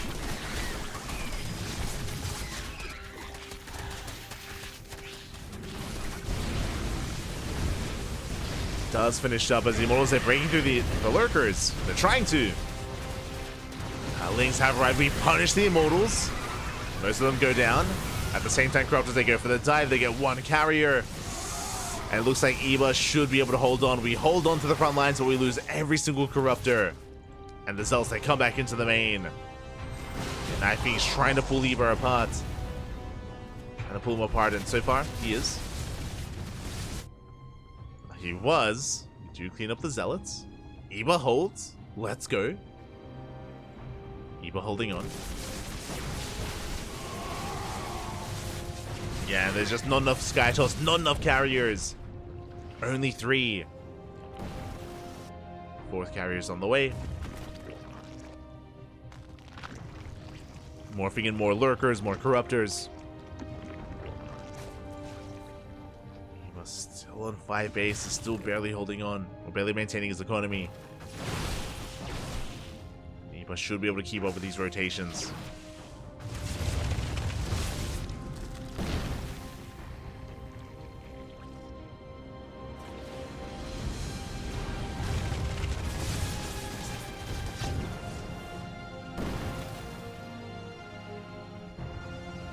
Keeping up, Viper is on the way. Oh god. As we get the Viper though. Zealot Runby hits the base, the hatchery's under fire. Can we get it? We can! Hatchery goes down. Hatchery does fall. We don't have any spells on the Viper. But it's fine. We act like we do. We focus on 3 of the carriers. Oh my god. The Corruptor's is getting so much done, and even though we lost the base, Eva, he's able to shut down the main army. Can we deny the 5th? If Eva can't deny the 5th base, then I think he's going to be able to rebuild, but Eva's going to be okay. Eva is about to max out. retaking the 5th base, maxing out on Hydra, Lurker, Corruptor, Viper. Did the Viper survive? No. Okay, no, never mind. the Viper did not survive. It's being rebuilt as we speak. And Eva, now that he's maxed out, is moving out across the map, and Night Phoenix barely has a standing army. This is the army. Carrier, High Templar. There's a lot of potential here with Storms and Carriers. That's true. But there's just far too much on the ground, far too much in the sky. Far too much Zerg. As the Nexus goes down, Corruptors, they camp the main base, catching a Carrier. You could argue maybe that's too many Corruptors, but it's gonna be okay. Oh my god. Yeah, Viper is feedbacked. We just go for the dive anyway. We ignore the ground army. We go for the Carriers. GG gets called, and Eva takes down another Protoss. Takes down Night Phoenix. GG. GG, well played. Eva will come out on top. It was a very dynamic game. There were so many layers in that game. Remember, initially Night Phoenix did start with an 8-gate 3-base all-in with Mass Blink Stalker. If you remember, Night Phoenix killed the 4th base twice. Twice the 4th hatchery went down. But if you remember, then Night Phoenix backed off, started working towards Zealots, working towards Storm, and during that transition, Eva was able to also deny the 4th base of Night Phoenix. So both players were stuck with a low economy. Things got a little bit scrappy. Things got very back and forth. A lot of action happening on the map. And in the end, Eva did come out on top. GG. GG, well played. Eva will maintain his crown. And we are getting ready for our next series, our next best of 1. Who is our next challenger? Who's it going to be?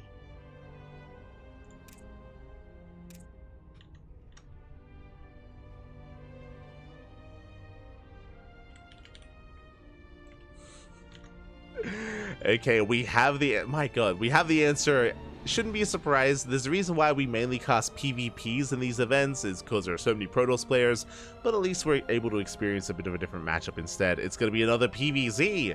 It is going to be one of the many Polish Protoss players. It is going to be a fellow teammate for Eva, Art. Let's go. It's going to be Eva versus Art coming up next. And we're going to be loading into the same map, loading into Golden Aura.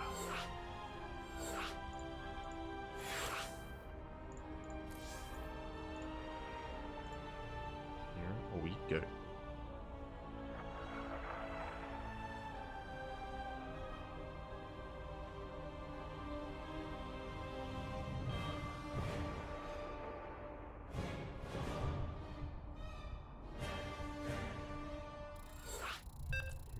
Go. Okay, we're getting ready for another PvZ, and Art is a bit of a wild card, is a bit of a dark horse.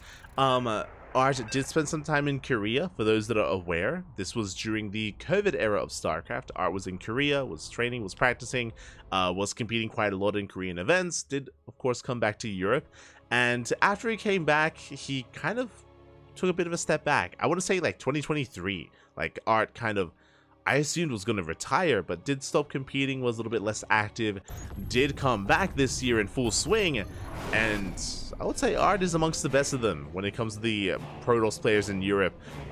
Still, there is a bit of a disparity between, you know, the top of the top, but just behind Christianer, I would place players like Geralt and players like Art. So it is going to pose quite a threat, but here we go, spawning in the bottom right-hand corner of Golden Aura. We have the pink Polish Protoss player representing the Platinum Heroes. It is Art. And if you're in the chat, predictions are open, and spawning in the top left-hand corner, we have as opponent, we have the blue Zerg player. Also from the Platinum Heroes, representing Platinum Heroes from the land of the UK, the current king of the hill, it is Eva.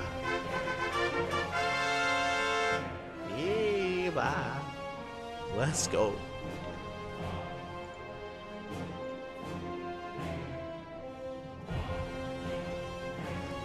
go. Once again, best of one. So one here between Eba and Art. Eba going for, was it a 15-15? No. Just hatch first. Hatch gas pool standard opener out of Eba. Will be settling in. Likewise, Art going for his own expansion. And this time, Eba is not going for a pro block. Sorry, for a hatch block. This time he does not send out a worker, does not go for the hatchery across the map. As a reminder, that's how the game started in previously in the best of one. It's crazy. It was crazy.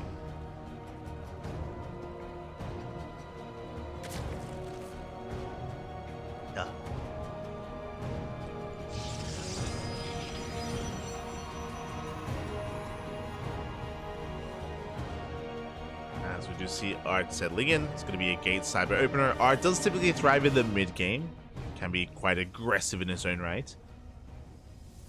As the pylon is thrown down, so far it looks like a placement for a Stargate. Speaking of, Stargate is on the way. So standard opener so far out of Art. We'll see if he goes for the Oracle or for the Void Ray. Both are viable. Back at home, Eba shutting down the probe, taking his own third base, joining up, and settling in.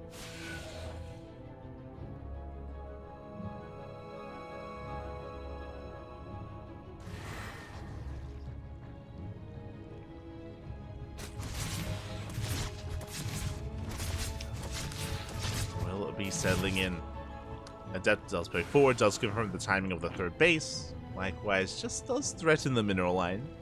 And we have our first unit of choice. It's going to be the Oracle here for Art, not the Void Ray. Going to be an Oracle first, zooming across the map, threatening the main base.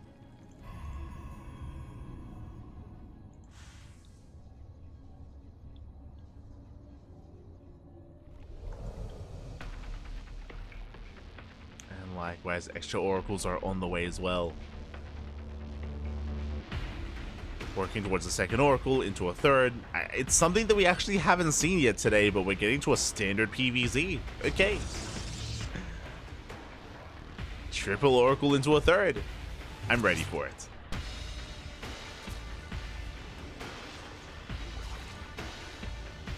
So we're settling to something more standard. Again, I'm sure Art and Eba are quite familiar with each other, they're teammates. And I know the Platinum Heroes, they at least used to host many in-house tournaments for their own players, of course. You see Arch rotating around, hitting the third. Queens are ready. Queens are in position. The Oracles are denied. Behind this, we have the third base, we have the Forge, we have the Twilight Council, into +1 and Blink. And everything looking as it should. Okay. Settling in.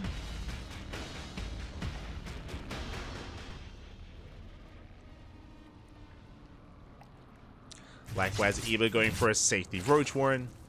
It shouldn't be making too many, but has the Roach Warren on the way just in case. Likewise, Lairs in production as well. And I would imagine that Eba is going to be working towards Hydras once again, towards Lurker tech. Hydra Lurker Viper is kind of the go-to in PvZ, if you can get away with it. Oh, meanwhile, we skip the upgrade. We delay Blink, we delay Charge in favor of a Templar Archives.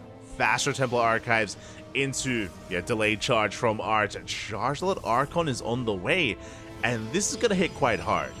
Now again, we did prioritize the Templar Archives, so High Templar and Archons are going to be a lot faster here for Art, and it looks like he might even... We could do one of two things. We could start off with an Archon drop, or we can try to hit an Archon timing with these charge lots. Oh boy. So, not the most standard mid-game here from Art. A little bit more specialized. And we'll see if he can catch Eba with his pants down. Again, the way that this works is that if Eba did skip his Roach production, He didn't skip his roach one, but if he skips roaches, if he's a little bit too greedy, if he takes into Ling Hydra, then he will be caught out. Will be caught with his pants down. As oracles are dipping in, likewise the Archon drop is getting ready. I'm imagining the Archon, yeah, there we go. High Templar morphing in. So we have oracles towards the left, we have Archons towards the right. And back at home, we are amassing more Zealots, Immortals, and all things Protoss.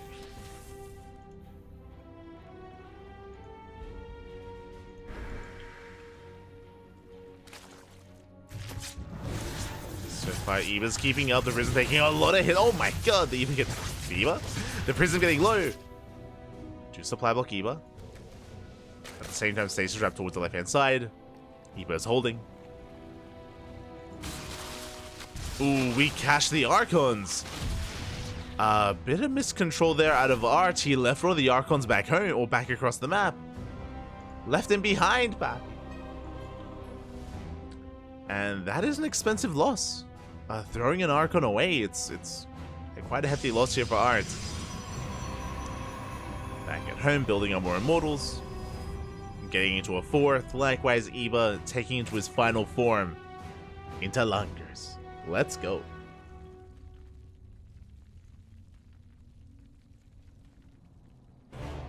Lunkers are on the way. Lings, they hit the fourth. Art's in position. Will defend. This time going for a Zealot drop, not Archons. A bit less expensive, but is spotted by the Overlord. He was in position. We have the Queens.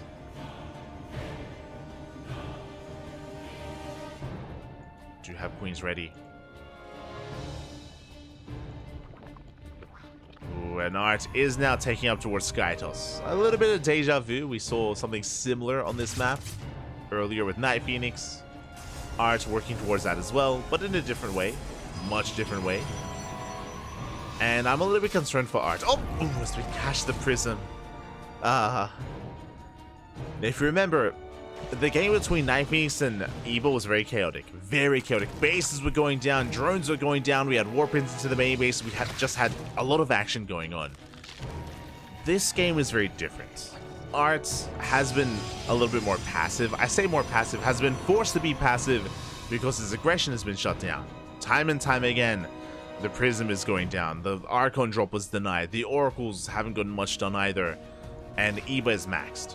Art is down in supply. Art is stuck at home, building up, has to take a defensive stance. Does have a lot of high-tech units. I mean, we have Archons, we have Immortals, we have Storm, we have High Templar. This is a hefty army, but there's no kind of meat to this army. There's no buffer, we're lacking gateway units, which means we are vulnerable to a push. Art is vulnerable to a move out. He does spot the main army. And Eva is about to max, but Eva has to make use of the supply. Otherwise, we're getting away with carry. And I believe Eva is unaware. Oh, never mind. We went for the contamination. Okay, he knows. Spire's on the way. Overseer did confirm. Big scout for Eva. But ideally, Eva does want to trade and make room for Corruptors.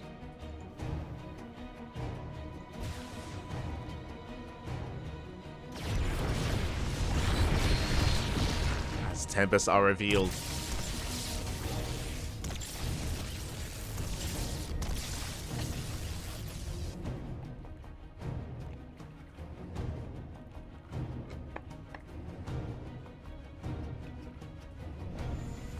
This is going to be reeled. Laying Hydra Lurker moving out. War Prism towards the main. And Art will take a new base. Is taking a fifth. This fifth base looking quite vulnerable.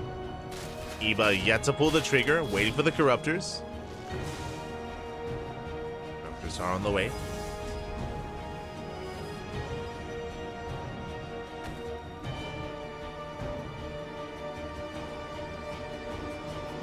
With these things, looks like we should force a cancel. The Lings have arrived and they will not be able to force a cancel. And Cloak activated just in time, and Art will save the base. Very clutch timing with Cloak. If we had waited any longer, would have been brought down. Likewise, Eba taking the gold. Once again, jumping in. And even with the initial cloak, we should force a cancel. Up! There it is. Yeah, we still deny the expansion, only trading Lings. Meanwhile, more Corruptor upgrades are on the way. And all Eba has to do is deny the 5th. Delay and deny the 5th base for as long as he can. Refining his own Skyzerg army.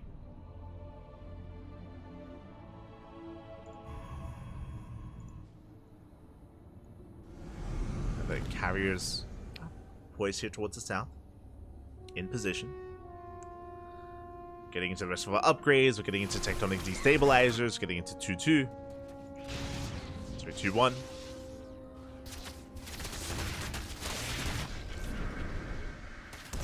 Oh. Tempted to jump on those carriers. Tempted. Doesn't commit. We don't have the Corruptor count really to really go for a dive. And Viper's on the way. We're throwing away Hydras. We're freeing up supply. 7 more Corruptors in production. Ooh, and a Zealot drop into the main.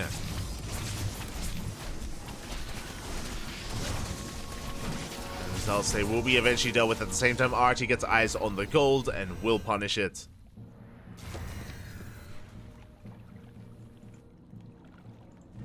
We'll attempt to at least.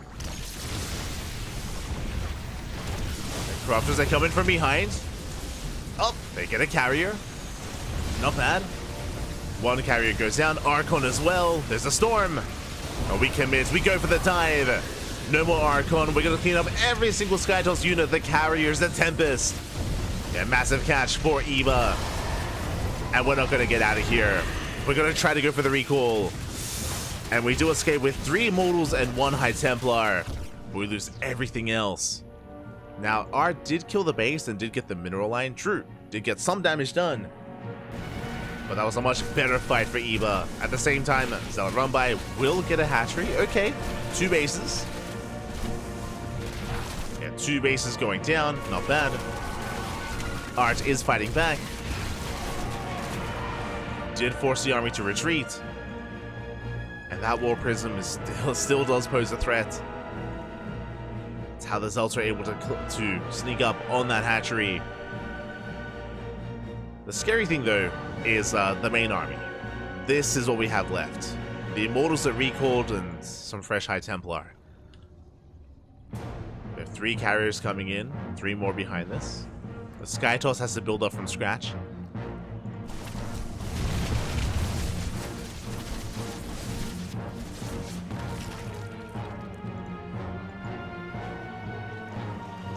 Army being forced back.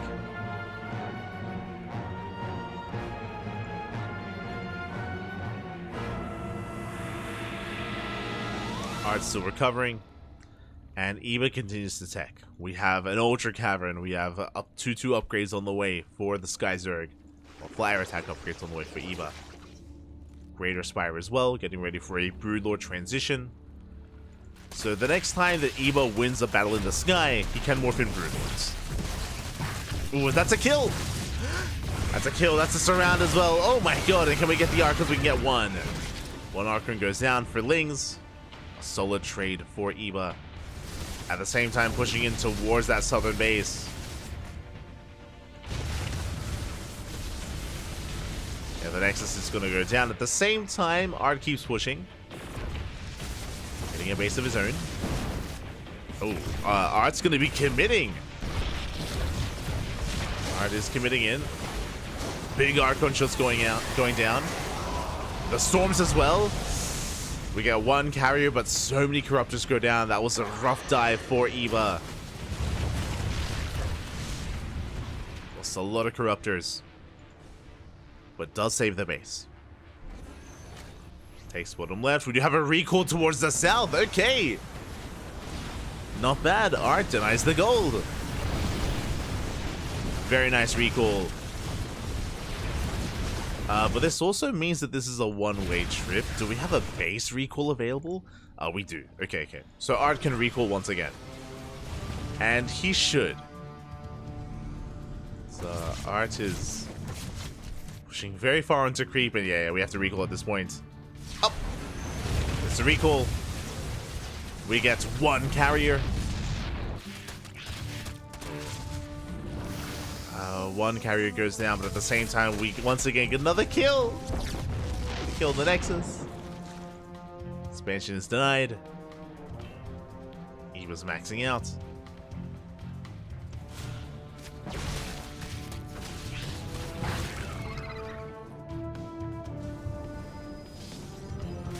It's still looking in control.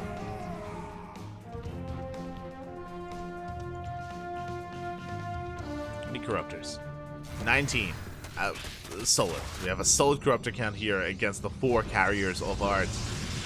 Art actually getting into Void Ray production. Okay, it's a little bit different. As the main army is going to be... We just ignore it. We just avoid it.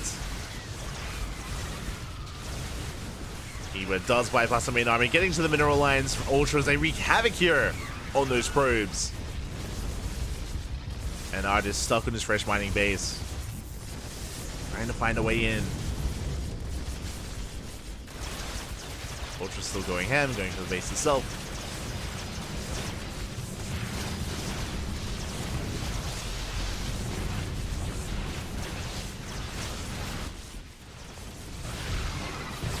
The Ultras do pull away. Vipers have arrived. Not a lot of energy.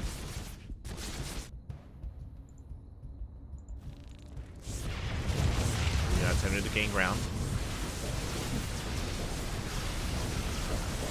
Oof, oh my god, as the Ultras, they do run into a brick wall. And the Archon's traded well, and now Art is getting ready for his own counterattack. And how many Void Rays do we have? That is 9 Void Rays. Oh, 8 Void Rays. Do you get a yoink? Oh. And we sight the Viper. Massive storms on the Corruptors. They get 1 carrier. There's a lot of Corruptors going down. Art taking another expansion. Pushing forward.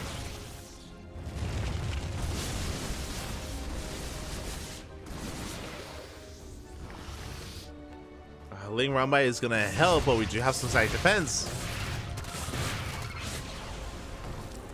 Cannons will buy time. Corruptors once again. Oh, they get 1 more carrier.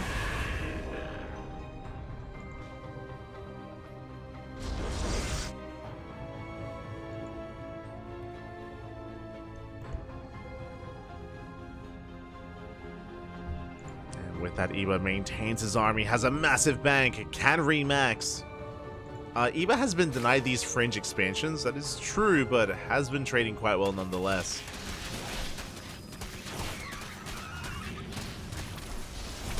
Takes down the DT. And we're going for a bit of a base trade here. Okay, never mind. We're racing back home. Eba is racing back. No, they get the mineral line! Art! He does transfer a little bit too soon, and that's going to be 15 probes going down, a massive amount of economic damage. At the same time, we get 1, we get 2 High Templar, no more storms! Uh-oh, we're running out of storms. 1 High Templar left. Lings are coming in for a surround! And Art has overextended. Corruptors diving in.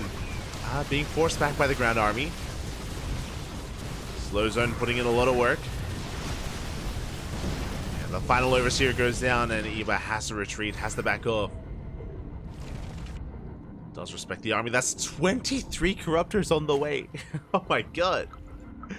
It's a lot of Corruptors. Do we have any Vipers? Ooh. Without Vipers, pushing into this many Void Rays is not going to be easy. Honestly, if they activate Prismatic Alignments, I do see a way that Art can win the fight. So Eba has to be very careful with how he does push in.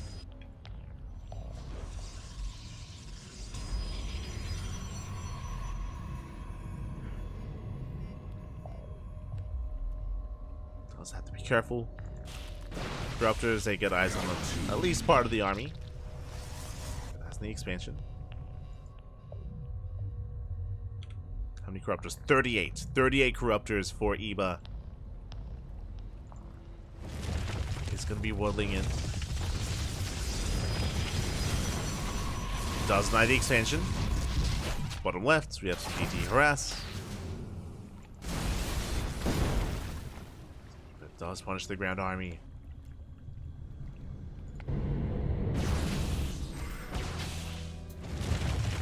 A good movement out of Art. Oh my god!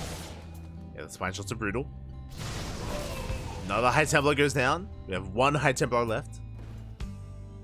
One High Templar. One Storm. Soon to be two.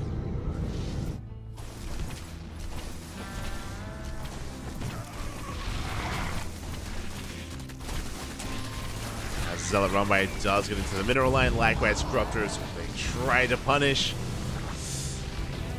Don't get much done.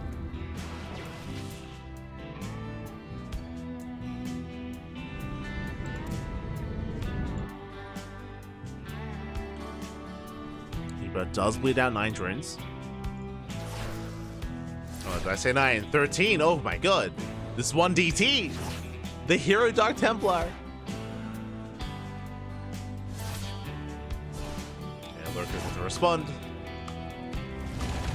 Once again, another Zealot Rumbai towards the south, but there are a handful of Lurkers to defend, thankfully.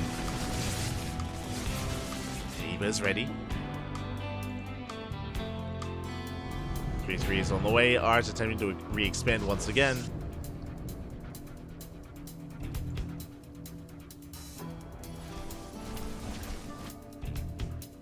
Clearing up creep, double expanding.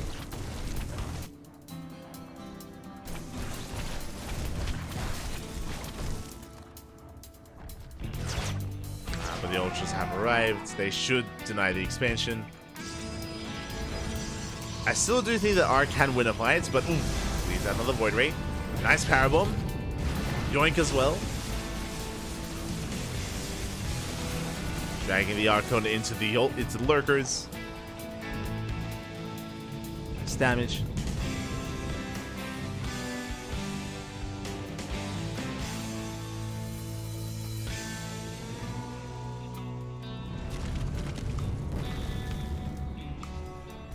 Just turn back around. And ideally, if we can force out the storms, or if we can get on top of that High Templar. There's 3 High Templar left. Use the storms of the Lurkers. Speed max as well. And the mothership is yoinked. Overcharge gets popped on the Void Rays, activated his mag alignment. You have to respect it. Ground army crumbles. Art forces back Eva. And we have 11 Ultras on the way. Oh my god. It's a lot of Ultras. Getting a Pungle. Not bad. It's a delicate dance for the Corruptors. Main army breaks through.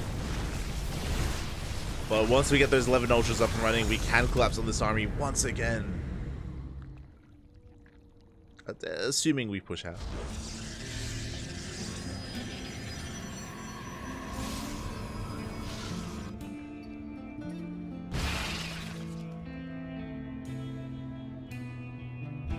Personally, I wouldn't be opposed to a couple of Broodlords. Like, bearing in mind, looking at the units tab, it's only 3 Carrier and 3 Void Ray. We have 31 Corruptors. That's a little bit of overkill. So I wouldn't be opposed to Broodlords, regardless. Gonna be diving in, focus on the Void Rays. Ultra's trying to break through the overcharges. Probably shut down the air army. Oh my god! The Archon shots. We have plenty on the ground though. Again, 11 Ultras. They bust on through. There is no more Sky Toss. GG gets called, and Eva will take down to his next another opponent. GG.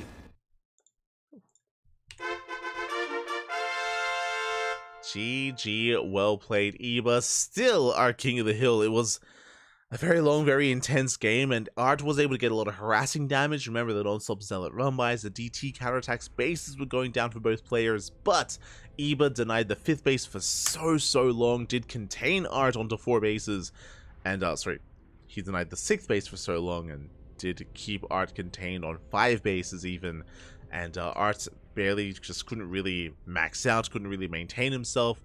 He was never able to build up a death ball of an army. He was always stifled whenever he would near maxing, and Eva just making use of his greater economy. Could have, tried to make use of Broodlord or something of the sort towards the end, but regardless, still worked out well for Eva. GG.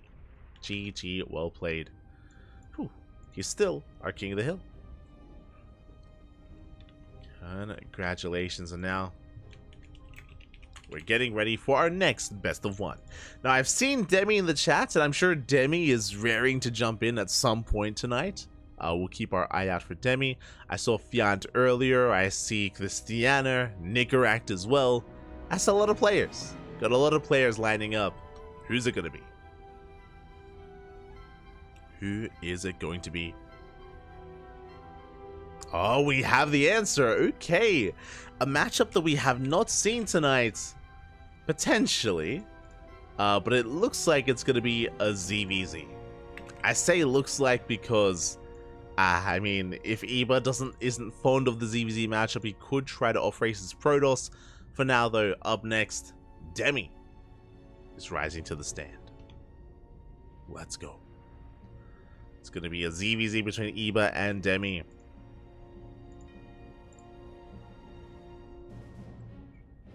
And another map that I miss. Okay, so we get the trifecta. For those that are curious, 3 maps have been added to the map pool, voted by the players. Eternal Empire, we already saw today.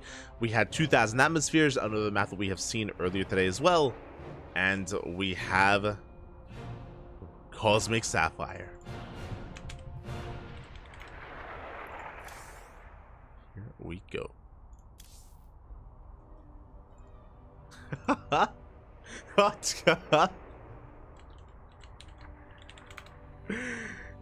Fun fact, Demi, he's like, go toss, you punk. Go toss. And he was like, if I go Protoss, you're just gonna cheese me. I'm like, cheese him.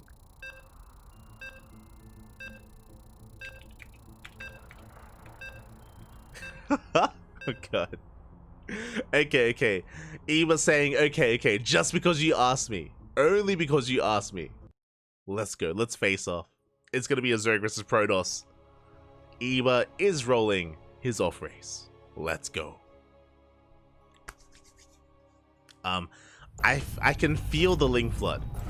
I can feel it already. I can feel it. And here we go. If you're in the chats, predictions are open. Place your bets. Can the Protoss player, can the King of the Hill survive the aggression of the challenger?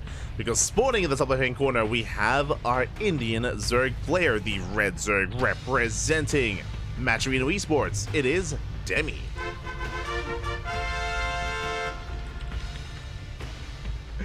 And spawning in the bottom right-hand corner, we have his opponent. We have the blue Protoss player from the land of the UK representing the Platinum Heroes. It is Eba. Again, Eba wasn't necessarily planning on playing Protoss, but Demi did goad him into it. Did lure him in, and then good. It's happening. It is of course it is.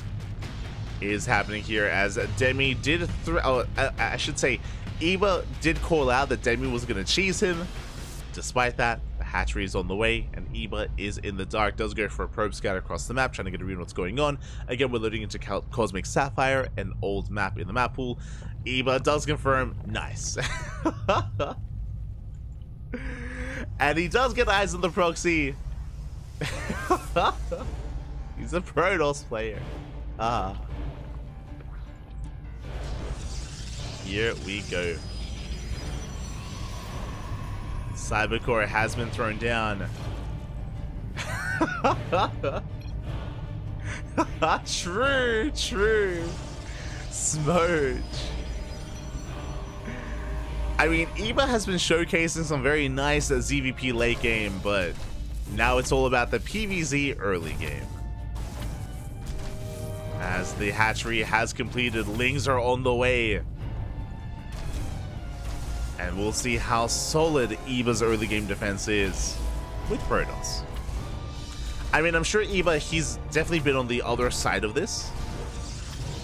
Been on the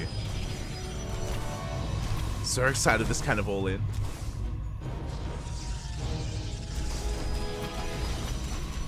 And here we go, Lings have arrived. They're going to be chipping away at the wall. Likewise, avoiding the Zealots for the time being. More Lings are on the way. Link speed as well. And the goal should be to surround these zealots, even surround the stalker. Up. Now, what's interesting here is that there's no spines. No spine coolers for Demi.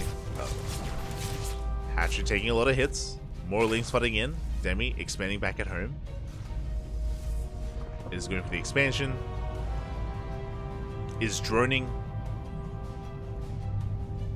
Eva likewise setting up a proxy across the map, going out with the probe. Moving out. Link speed has yet to kick in. And Eva holds. Honestly, Eva, we have a shield battery, we have an overcharge. Eva is holding onto the natural. And again, this probe across the map has potential to throw down a proxy. Scout does confirm that Demi's droning. So big scout for Eva. Is aware.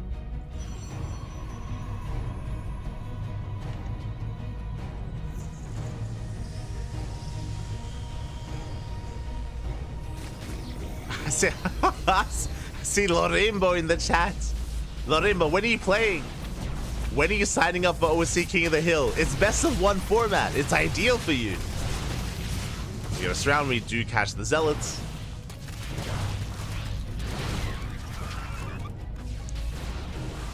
Oh. As the hatchery is going to be shut down. We do at least have some active tumors. Again, back at home, Demi's droning, taking a third base.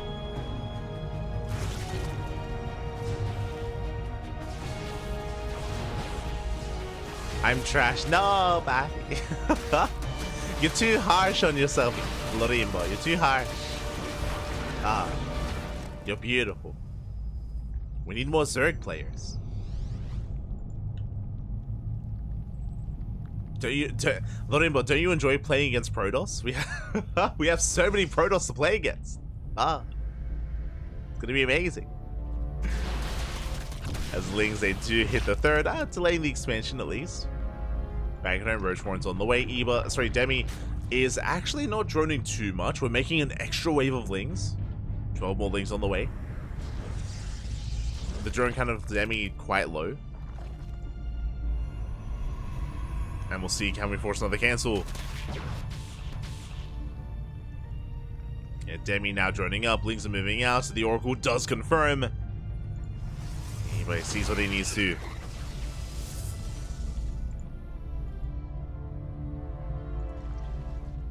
I'll spot the Lings massing up.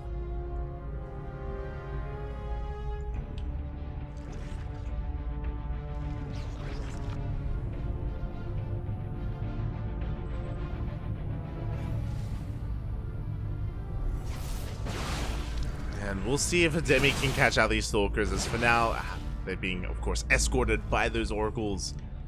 No surround potential available. Third base getting up and running. Behind this, Demi did somewhat drone up to 47, but again, Demi, he's still not committing to any kind of big saturation.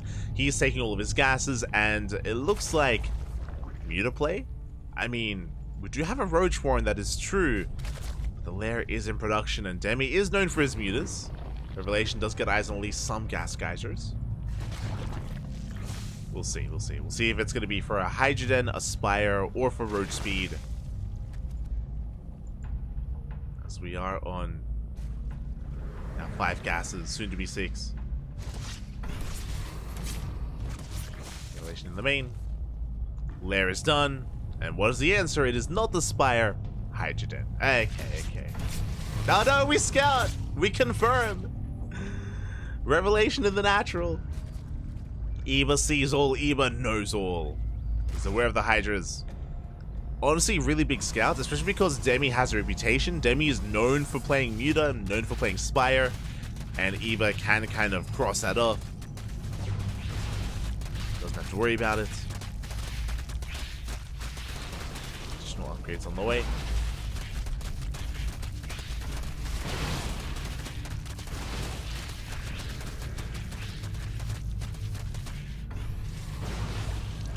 Throwing up as much creep as he can at the same time. Lings, oh, they do not get into the third.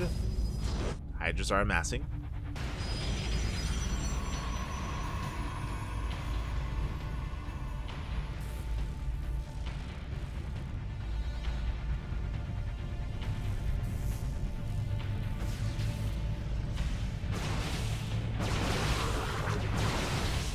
we go. Eva going for a big counter-attack across the map. Hydras have arrived. We have 12 more Hydras on the way.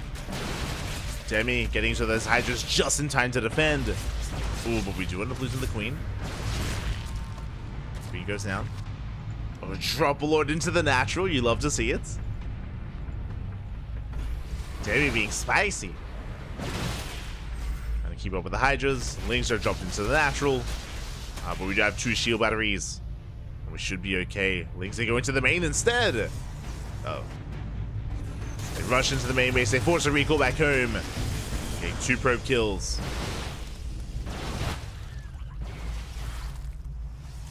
They get 2 workers. Demi now has map control. Moving out across the map. Work base on the way for Eva.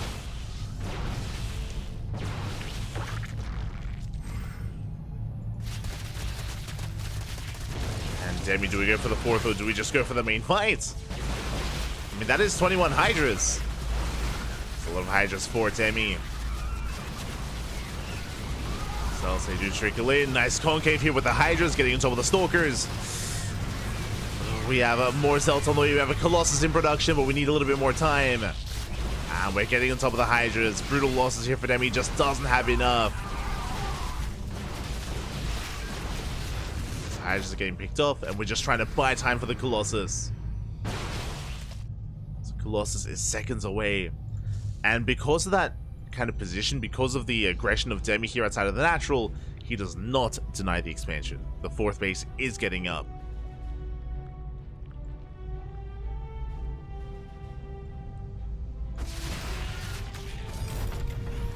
It was a bold move here by Demi, but he was just unable to break Eva.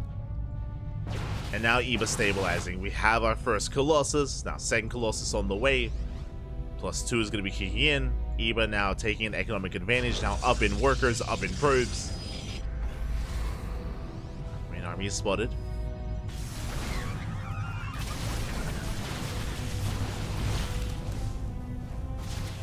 Oh.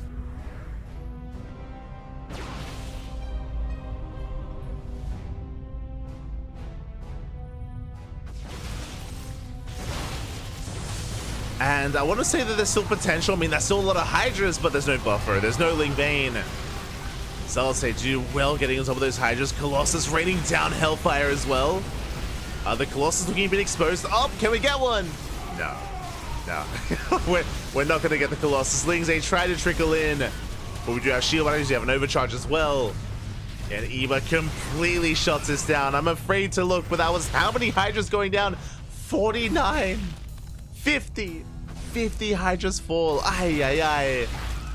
And we're gonna lose even more as the Hydras, they just melt before the Colossus. It's one of those things. I saw Lorimbo in the chat. He's like, I've been in this position. I think I'm gonna cook. And then that moment like sets in when you realize you have all these Hydras and then you realize that they're Hydras. It's like, what have I done? Not like this. Lurker dens on the way, but we're not going to get into lurkers, not anytime soon. Not like this. As Eva's breaking out, I mean, we still have concave potential, true. Eva still has to be careful. Doesn't have much to protect those Colossus. But there's also not much for the Zerg.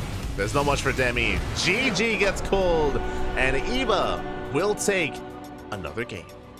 GG. Whew. With Protoss. Let's go. Eva, he's doing it with Zerg. He's doing it with Protoss as well. GG. Eva is still our king of the hill, and Demi does bow out. Had an interesting opener. Demi going for the proxy hatch. Likewise going for the initial earlier pool timing. Moving out with Lings. Wasn't able to do much with the opener. Did try to transition into the mid game into Ling Hydra. We saw some decent engagements early on out of Demi. He was able to go for the Ling drop into the main, able to buy time. But if you remember, Demi made a choice. It was either push in between the natural and the 3rd, or deny the 4th. Demi went for the kill. He was going for like a mass Hydra, essentially all in really, because there was no other tech behind it. And as we saw, the 2nd Colossus arrive just in time. A nice kiting there from Eva. Was able to maintain himself, was able to shut Demi down. GG, well played. With that, Eba does take another challenger down. And now we're getting ready for our next series. We're getting ready for our next matchup. Okay, it's gonna be a Zerg versus Terran. It is going to be... It is gonna be Eba versus Nicaract. Let's go. You can hear the beeps. We have our lobby, we have our map.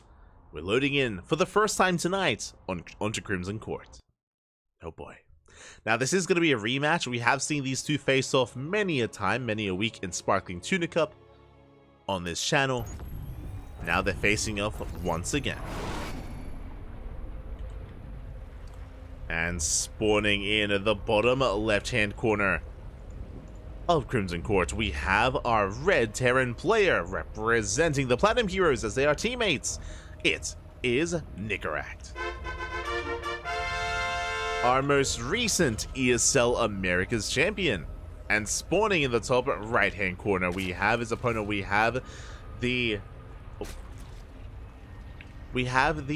blue Zerg player. Now rolling his main race is the blue Zerg representing the Platinum Heroes, the current king of the hill. It is Eba. We go. And Nicaract has been on fire as of late. If you've been tuning into online events and online tournaments, you'd be familiar with Nicaract winning the most recent Sparkling Tuna Cup that led into Nicaract popping off in WTL, which led into Nicaract popping off in ESL Open Cup Americas. Again, as Nicaract is our most recent champion for the ESL Open Cup, likewise for STC as well. And we'll see how Nicaract performs here in OSC King of the Hill. Honestly, I would favor Nicaract in a full series. He did bring Eba down previously, but it's a best of one, so it's that much harder to call. Is that much harder? We do see Eba going for Hatchcast Pool, standard opener out of our Zerg player.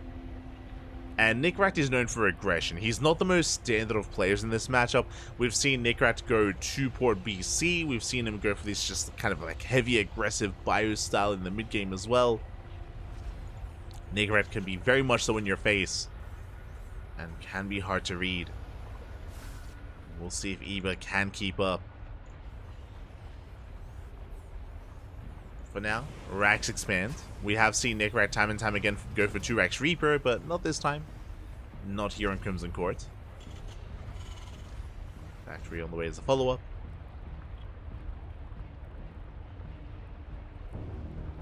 Reaper moving out.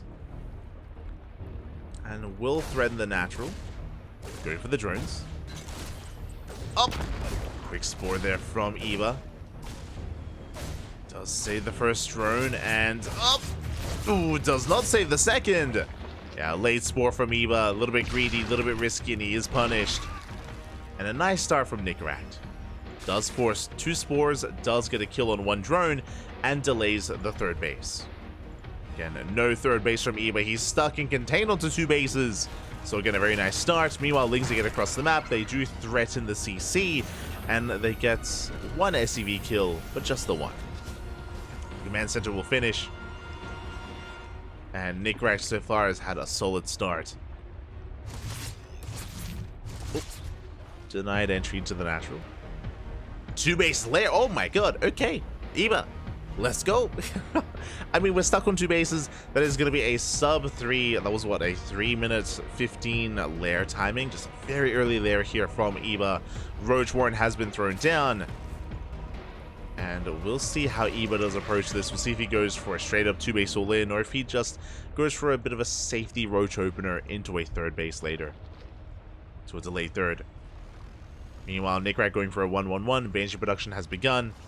If this is a committed Roach move out, then Banshees are going to be ready for this. And Eba's droning.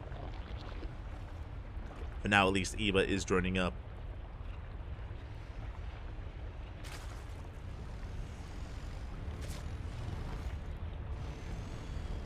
Hellions still parked outside. Still threatening a dive. Cloak is on the way. Again, Banshees are typically ideal against Roach-based openers. If the Roaches ever move out across the map, the Banshees will punish the Roach Ravager so hard. Or can at least punish it. Extra Rax is on the way. Gonna be Bio. Eva is going for Overlord speed. Interesting. But also an Evo chamber. Seeing Overlord speed makes me want to believe that it's going to be something crazy like a Roach Queen all-in with a German taxi. The Evo chamber is interesting. It tells us that we're thinking of at least upgrades. And we're droning. Okay. Here come the Jump Lords though. Okay. We make a couple of drones, but it looks like we are committing. So it is going to be that German taxi that we were alluding to. Roaches on the ground. Queens in the sky. Again, we're still making a handful of drones here and there. Getting up to 43 drones.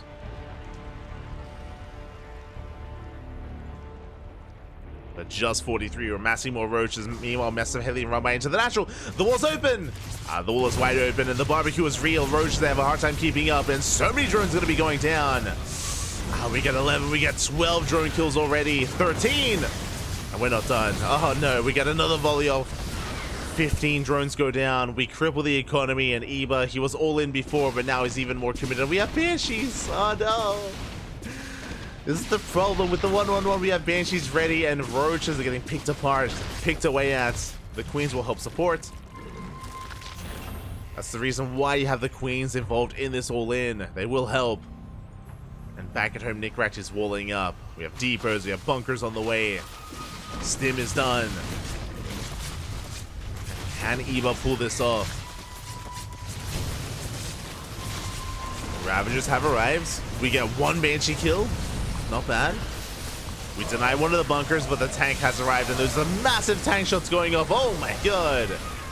The tank shots are brutal. The bunker finishes. And Nick Racked. Can he barely hold on? The tank is getting low. One more bile. Ooh, brings it down. We have no more Roach Ravager though. Yeah, we have no more Roach Ravager. We get the tank, but we got another tank coming out. GG and Nicorette. He will dethrone Eba. And we have a new King of the Hill. GG.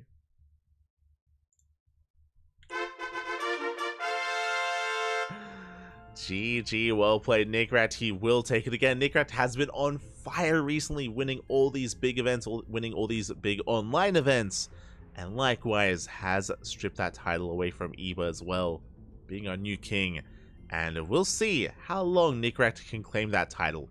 Eba, I believe, went on the longest winning streak tonight so far, getting 4 wins in a row. Can Nickrat top that? Oh boy.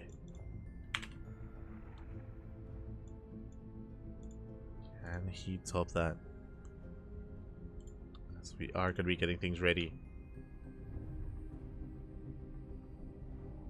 I started catching up in the chat.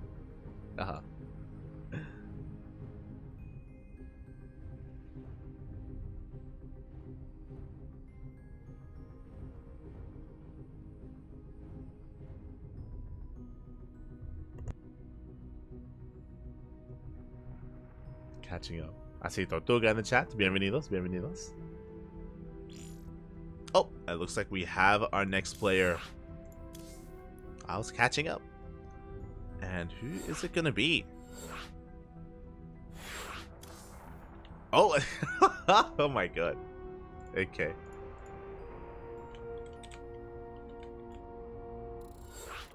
We have our next player. We have our next opponents. I do need a moment to get things ready, but it is going to be a Terran versus Protoss. It is going to be Nickrat versus Forjumi. Okay, here we go. We have the German Protoss stepping up. And we have another blast from the past. The map of choice. We're going to be loading in once again tonight onto Eternal Empire. Oh boy.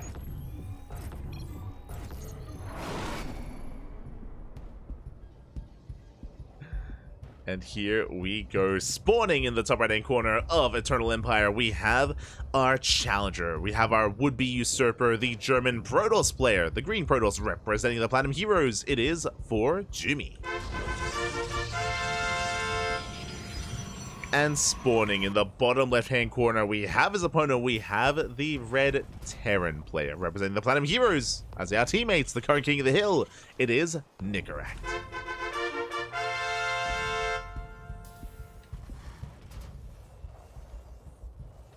Go.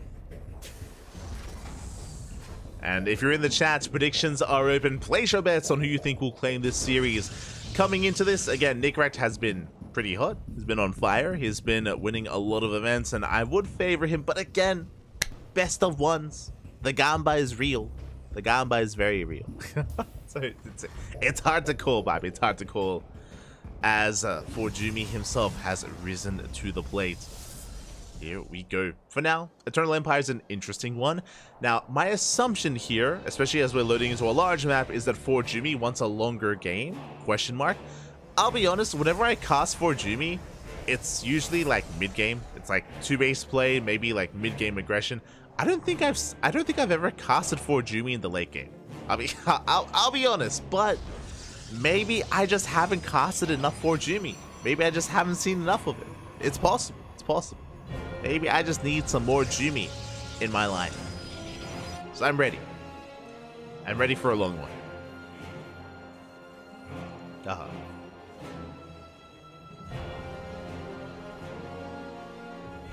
Here we go.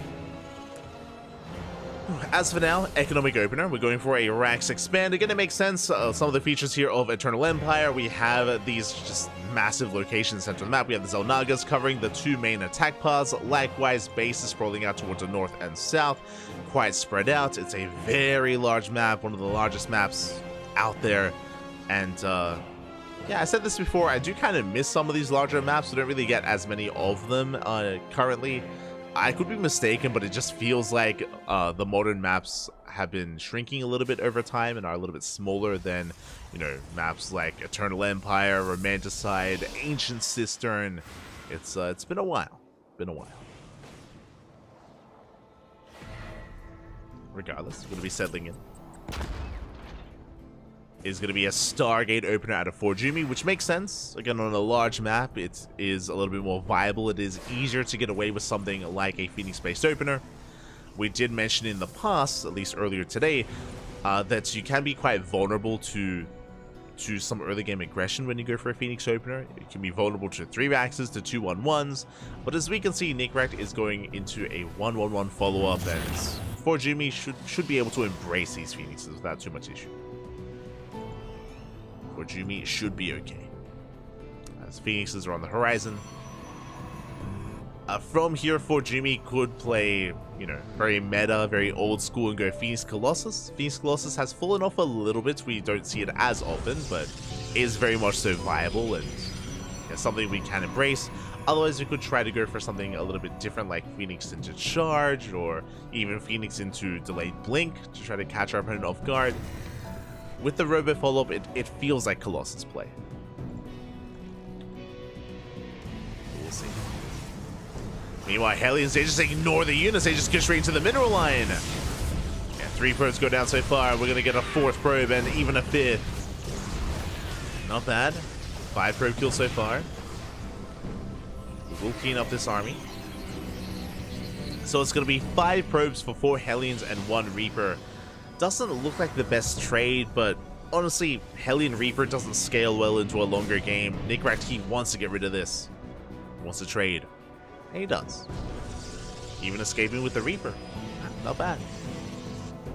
Behind this, getting into our tech labs. We have a tech lab on the factory, a tech lab on the starport. Banshee production has begun. In a way similar to what we just saw in the previous game, but Banshees have been very trendy, very popular in this matchup in TVP. And we'll see if for Jumi can keep up. As Phoenixes do confirm, recalling back home, Banshee has arrived, Cloak is revealed. Well, we have detection, we have the Observer, and for Jumi doesn't take much damage. Oh, he wants the Banshee. He wants it. Second Banshee's moving out.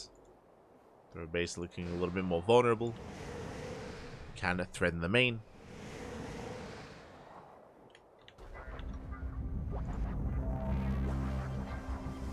Can threaten the main base. As for Jimmy, he's waiting for Cloak to run out. Up, and eventually it will. At the same time, Stalkers, they deflect the follow-up Banshee. And the first one does go down. Second doesn't get much damage, and Jimmy is attempting to chase it down.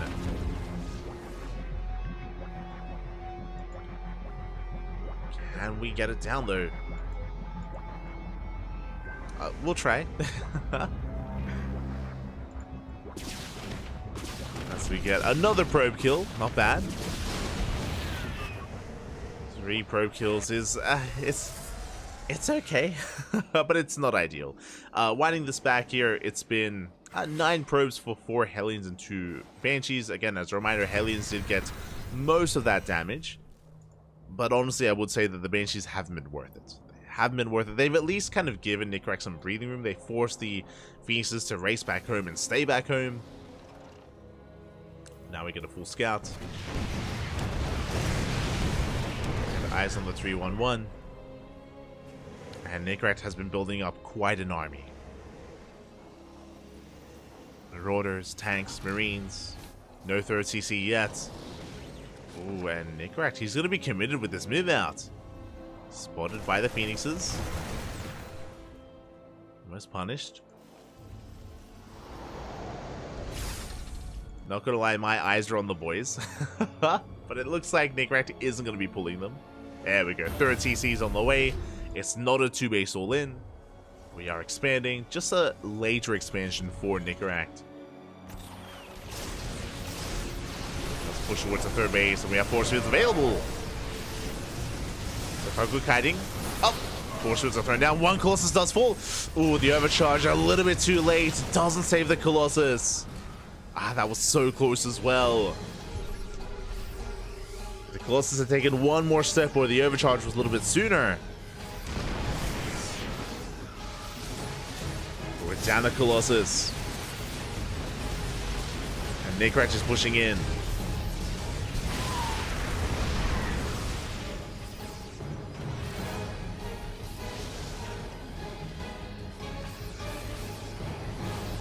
Tanks are slowly pushing forward, ideally getting within range of the base. Second Colossus has arrived, throw a tank likewise as well. And the Marauders, they can tank some Colossus shots. For Jimmy setting up a surround. As Zelte coming from behind, Phoenixes likewise, they coming to lift up the tanks.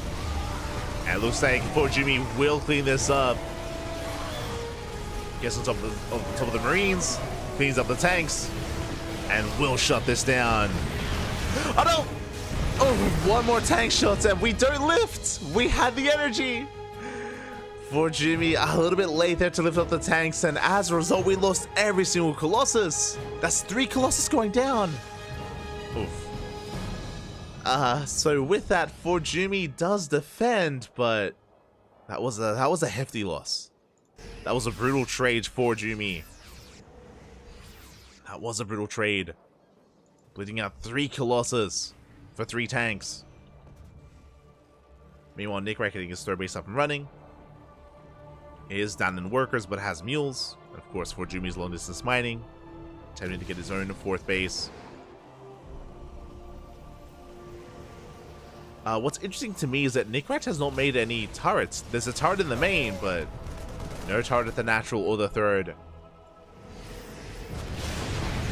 Phoenixes, they have potential. Speaking of the 3rd base, they get more SCVs. 1 Phoenix goes down. Okay. Not a bad pickup here from Nickrak.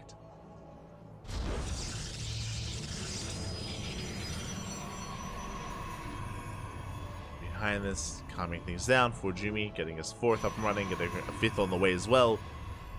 We're done with Colossus. I mean, we do have a handful of them, but now we're embracing Disruptors. Just 1 Colossus behind it, Mass Disruptor.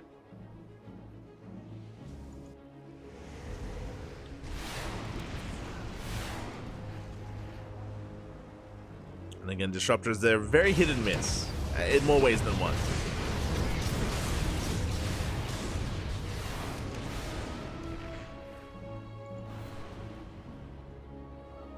Disruptors, they have a lot of potential to fight back, even if you're a little bit down in supply. I mean, I say that thanks to the mass expansions here from Jumi, he's able to maintain himself. He's up to 80 probes, 80 workers. Something to bear in mind, even though Fort Jumi lost all of his Colossus earlier, he didn't lose any workers. His economy wasn't really touched too much. As we can see, Fort Jumi is staying on a bit of a lower gas count. And he's focusing on those zealot reinforcements.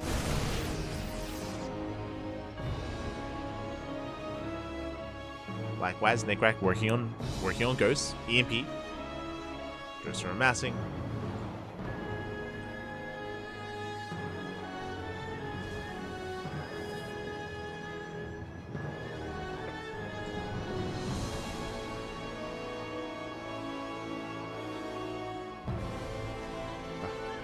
I just had to stretch. Had to stretch, papi. Here we go. Fort Jumi is spotted. Nikrak does have the Zonaga. Oh, but that's 5 disruptors. That's a lot of balls. That's a lot of Novas. As Fort Jumi has maxed out. Likewise, Nikrak splitting up his army. Oh, you could argue maybe too many Vikings as well. 13 Vikings for 1 Colossus and some Phoenixes. Nova goes up. Late reaction. Ooh, massive connection. Oh my god. And Massive Nova does connect at the same time, and Nikrak going for a big counterattack, forcing a recall. The army does pull back. Another Nova doing some friendly fire. Nikrak does at least hold. Stalker moving out with his main army, catching a free Immortal. Not bad. But as Nikrak moves out, Zelarambai does hit the 3rd base. And not much in position to defend. And Nikrak forced to turn around. SCs are falling. For Jumi, playing well here. I'll get some more SCV if we come back too soon. Yeah, 12 SCVs go down. We will clean this up. The damage has been done. And Nikrak's economy is crippled.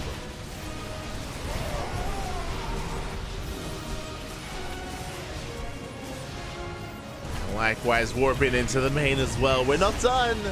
GG gets called as we pull Nikrak apart, and Fort Jumi is going to be our new King of the Hill. GG. Oh my god. Very impressive here by Jumi. We had a really interesting start, or really, I would say even rough start for Jumi, where in his initial defense, he bled out so many Colossus, so many high-tech units. But despite that, for Jumi, his economy was untouched. He double expanded. He was able to get his 4th base and his 5th base up and running. And Nikrak wasn't able to really do any more economic damage. Early on, his Hellion run-by did well for itself. The Banshees less so, and we weren't able to really get into any other mineral lines, whether it was with Raven Harass or Drop Play or any of the sort. For Jumi was able to get up to 80 workers quite nicely and able to make use of that greater economy. Of course, able to max out, get into his disruptors. We saw some incredible Novas earlier as well. GG. GG, well played. For Jumi will take the series. And with that, we're almost done here tonight. We have 3 matches left. We have 3 best of 1s remaining. For Jumi is the current King of the Hill. But who is our next challenger?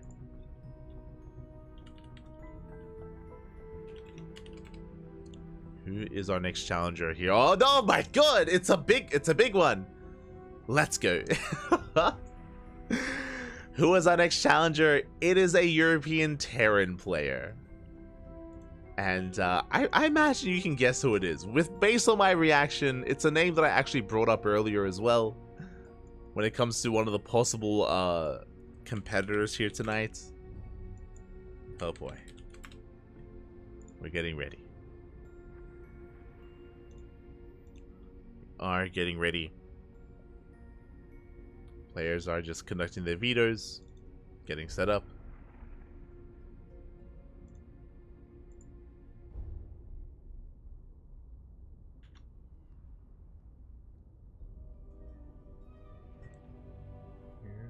go.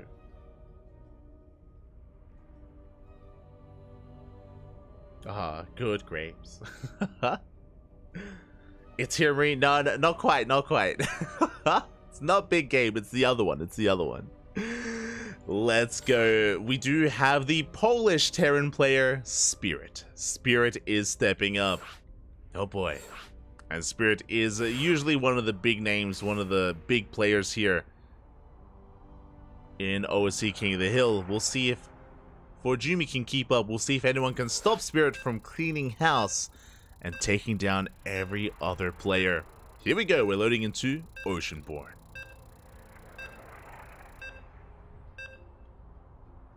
We go.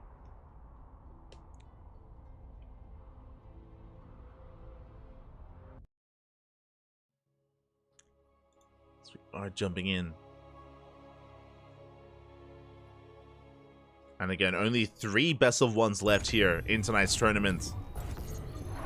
Feels like it's been a fast one. I don't know, like there've been some long ZVPs, true, with Skytoss, but feels like it has flown by. But here we go, spawning in the top left-hand corner of Oceanborn. We have our yellow Polish Protoss player. Predictions in the chat are open. Place your bets. Place your best of luck.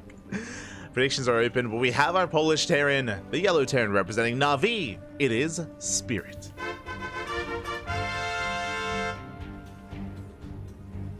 Oh no. Slow bro in the chat. I'm gonna need you to calm down, okay? Jesus Christ. Oh my god. And spawning in the bottom right hand corner, we have the current King of the Hill, the German Protoss player, the green Protoss representing the Platinum Heroes. It is Forjumi.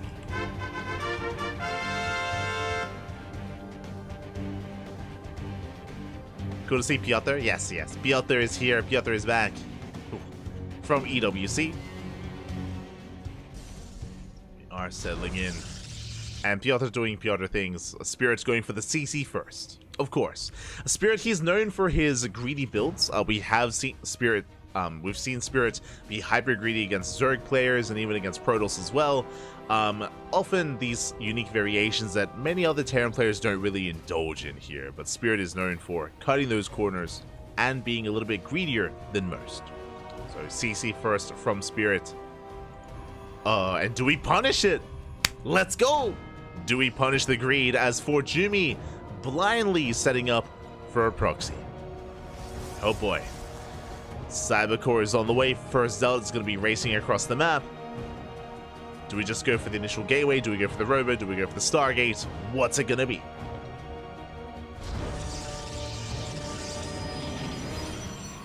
We go.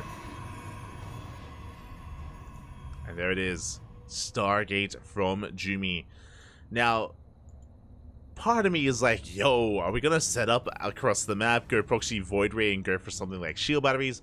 As we can see, Forjumi is racing back home. He does not have a probe on the map to set up any kind of static defense, so it looks like it's just going to be the Oracle with Zealots and Adepts to harass. So an aggressive start from Forjumi, that is true, but this is not all in.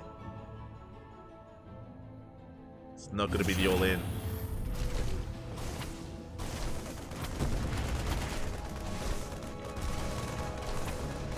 As Zealot has arrived, gets one SCV kill.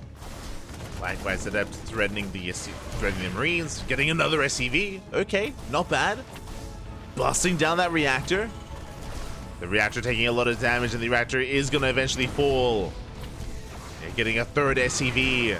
And can we break into the main? It's going to be close.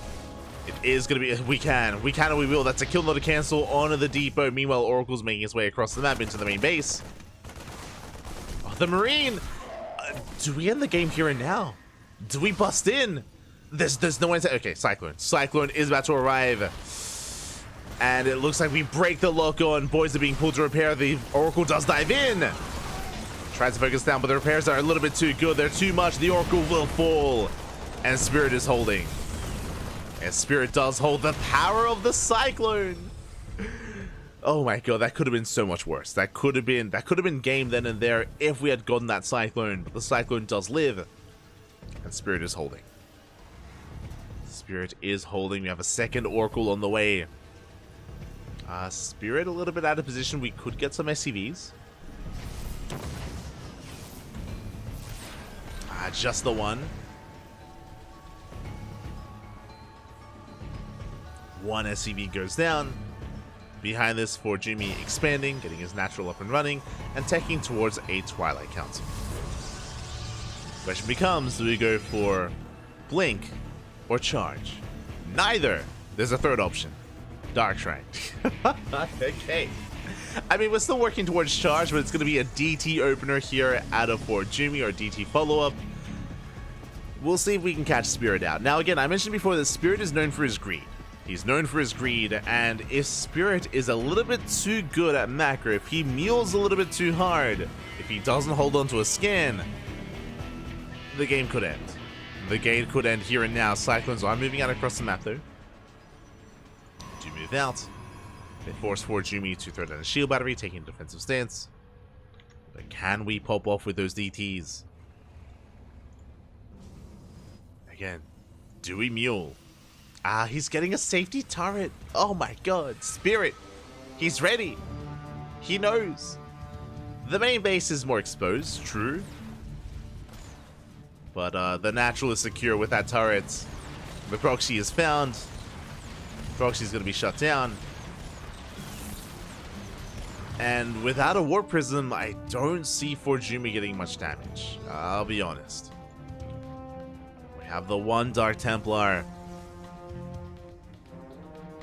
Spirit. With that turret, he should be able to secure not just the natural, but also the ramp leading to the main. Oh. Do you get a stasis off? Okay. We have a bunker, we have a tank, we have marines. We are so well prepared. And the DT, yeah, it gets denied. Let's get denied. He's forced back. Behind this, working towards Charge. I mean, Charge is now done. Forge, Robo, third base. Scan does reveal the DT.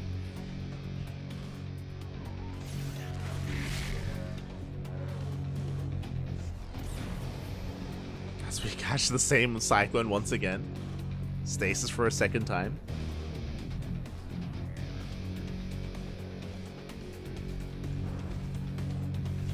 And here comes the move out. Now the Dark Templar do confirm this. They're going to force out another scan. Third CC's on the way. Spirit is not all in, but this is still a pretty massive push.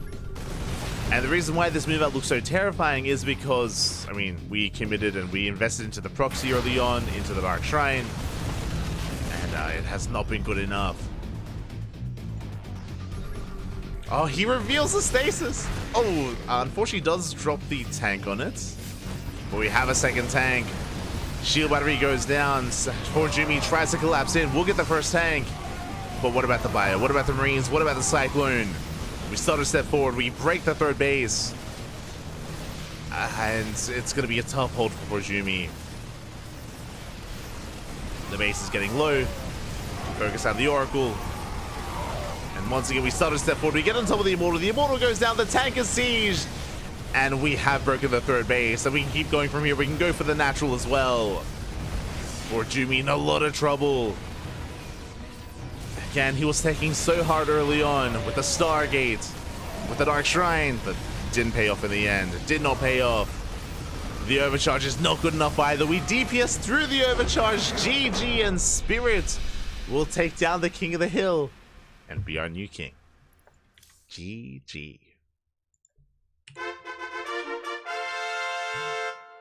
GG, well played. Spirit will take it in. Spirit is a heavy favorite. He is arguably top 2, at least top 3 Terran player in Europe. Is definitely kind of a big name to bring down, and we'll see if anyone can stop him. GG, well played.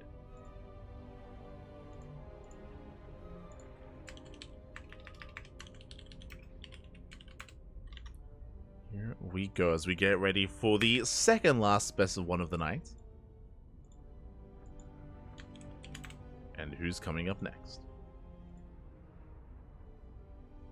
Oh my, okay, we have some Polish on Polish action here. It's gonna be Spirit up against a Polish Protoss player. We already featured a handful of them tonight. We featured Ziomek, we featured Art as well. But instead, it is going to be Geralt. Let's go. Geralt has arrived.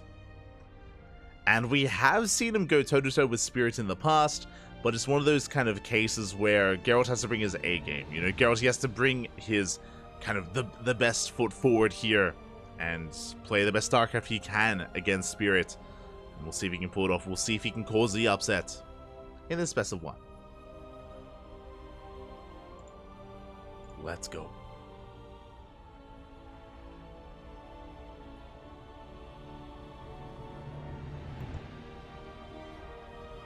The best part is I noticed it and I thought I corrected it, but nope. You know what? You know what that tells us, Slowbro? That tells us what was in your mind. That that tells us what you were thinking, Papi. You're like, ah, yes, this is correct. Oh no. Oh no. You're an animal.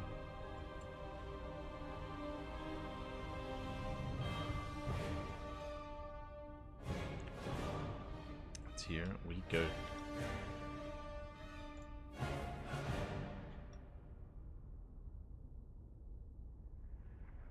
Players are getting ready.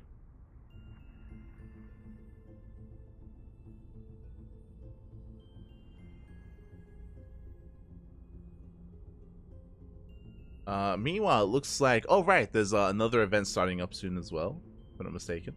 Question mark. Is there a big brain bouts today? Question mark. Is that a weekly?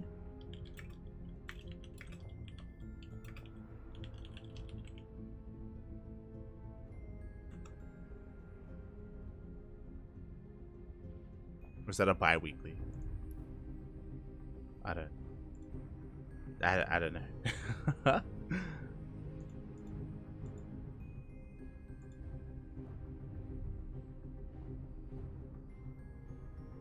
Apparently, oh, they're having like a special edition today. Okay, okay. I was a little bit confused. Apparently, there's gonna be like an FFA. It's gonna be a free for all. It's going to be a free for all instead. That does also mean though that once we wrap up here, we could raid Old Mate Roddy. They're having like especially because it's the off season, they're having like a fun FFA, I think.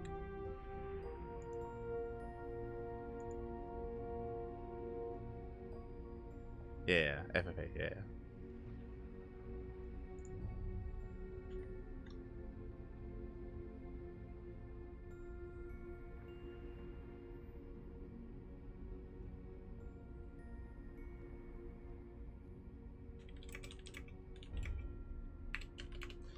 But it looks like we're going to be going on a short break. We're going to be going on a short break here. It looks like we were going to have Spirit versus Geralt, but we have yet to find Geralt. It might be a little bit MIA, so we might replace Geralt with another player.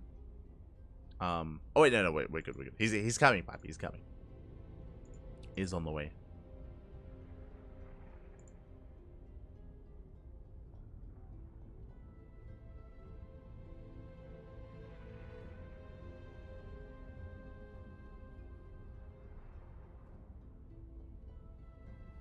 Go.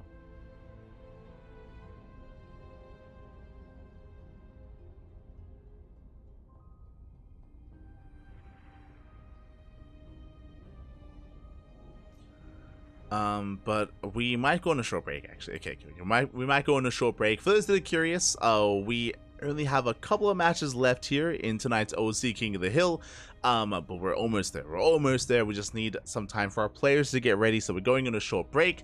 Take this moment, get some snacks, get some water, get some food, hydrate your hydras, massage your marines, and stretch your roaches.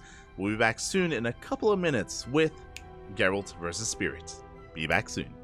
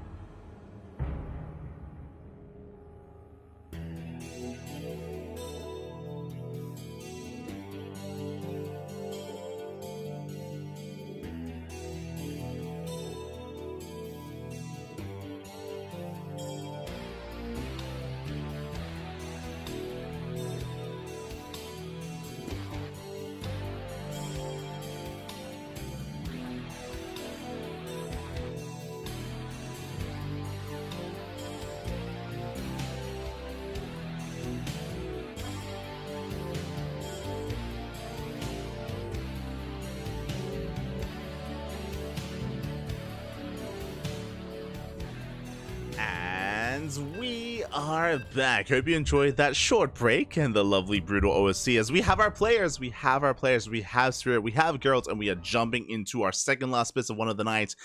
And we're loading into a different map that we haven't seen yet tonight. We spoke earlier about how we had an extended map pool, and I wasn't aware that this was still in the map pool. I don't think it is. So fun fact, we have 3 extra maps. We have a 2000 Atmospheres, Cosmic Sapphire, and Eternal Empire. But you know what? Why not just throw in another? Why not? I'll explain. As we're getting into Nightshade LE, and if you're in the chat, predictions are open. Place your bets on how you think this series will unfold. Spawning in the top left-hand corner, we have our challenger. We have our Polish Protoss player, the blue Protoss, representing Sidestorm Gaming. It is Geralt. And spawning in the bottom right-hand corner, we have as opponent, we have the Polish Terran player, the yellow Terran, representing Na'Vi, the current king of the hill. It is Spirit. Let's go. If you're wondering, Nightshade, didn't you say that we only had 3 extra maps? That is true. We only have 3 extra maps. 2000 Atmospheres, Eternal Empire, and Cosmic Sapphire. Nightshade was in last season's map pool. Not the ladder map pool, but last season's extended map pool. I think it was Nightshade, Jagannatha, and... Was Nightshade, Jagannatha, maybe... Romanticide? If I remember correctly, I can't quite recall, but yeah, Nightshade was in the previous map pool. Was it Blue Shift? No. You know what? I can just check. I can just check on Wikipedia. True.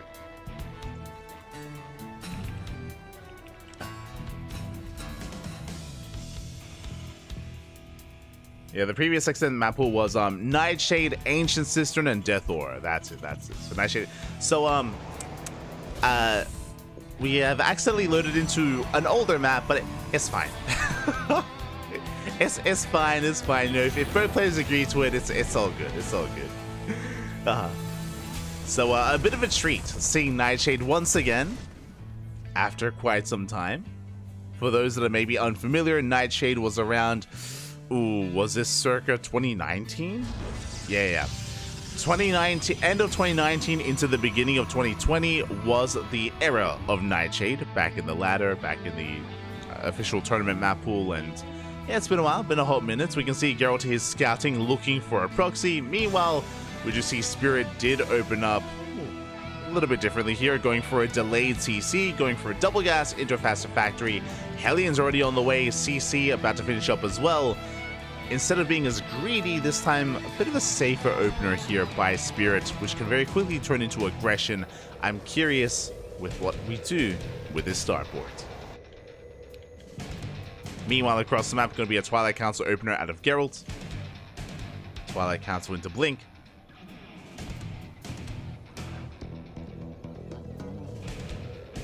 I see in the chat. I see Cynical. It's fine.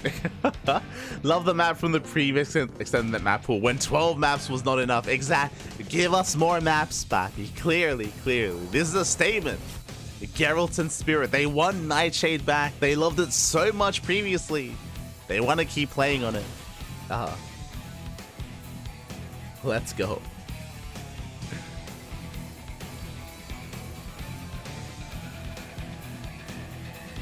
Nightshade, aka Belladonna, right? Question mark? Is that the same thing? As Hellion's gonna be poking forward. Extra gateways on the way. Looks like a 3-gate blink out of Geralt. Very safe opener. I mean, it's safe, I say middle of the road. Able to defend, able to counterattack as well. Stalker's gonna be amassing. At the same time, we are going for a Hellion drop towards that natural. Sorry, did I say Hellion? Marine Cyclone. We catch out the drop. Nice movement here from Geralt. Does force the unload, but the Cyclone will punish this. And one Stalker does go down. Not just one, we're going for the second. Yeah, Geralt, he tries to catch Spirit, but who catches who? As both Stalkers fall. And we do punish the movements. Behind this, Geralt reinforcing. Extra Stalkers. Blink is still not quite done. But Spirit will back up. I'm sure content with his damage. Getting 2 Stalkers. We'll pull back home.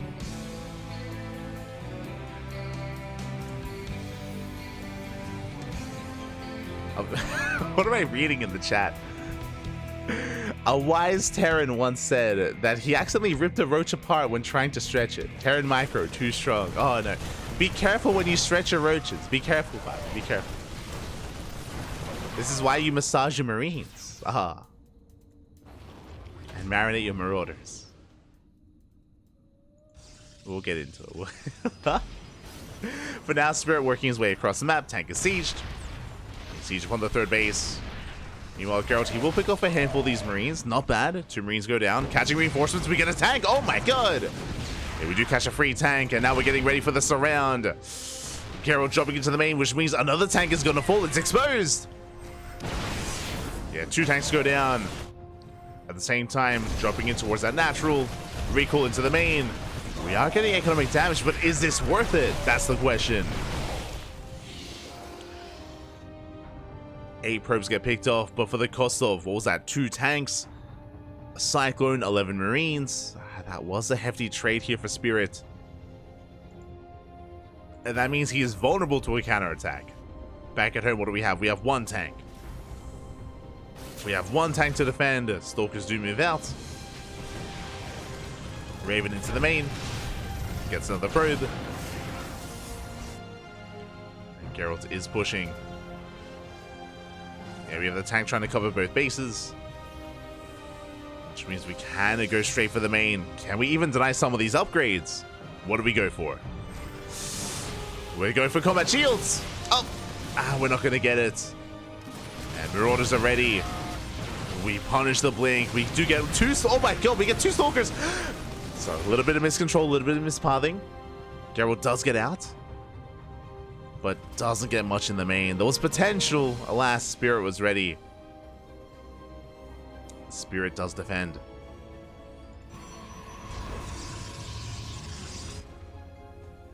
Spirit will defend back at home. With this, can soon expand, take a 3rd base.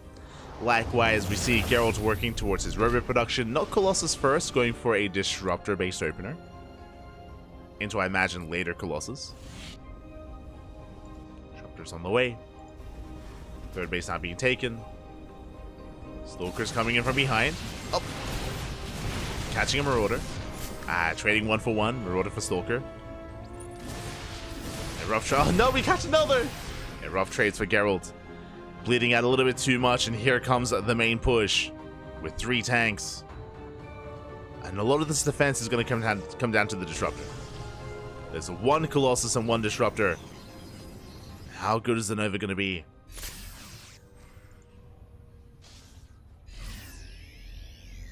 Spirit is making his way across.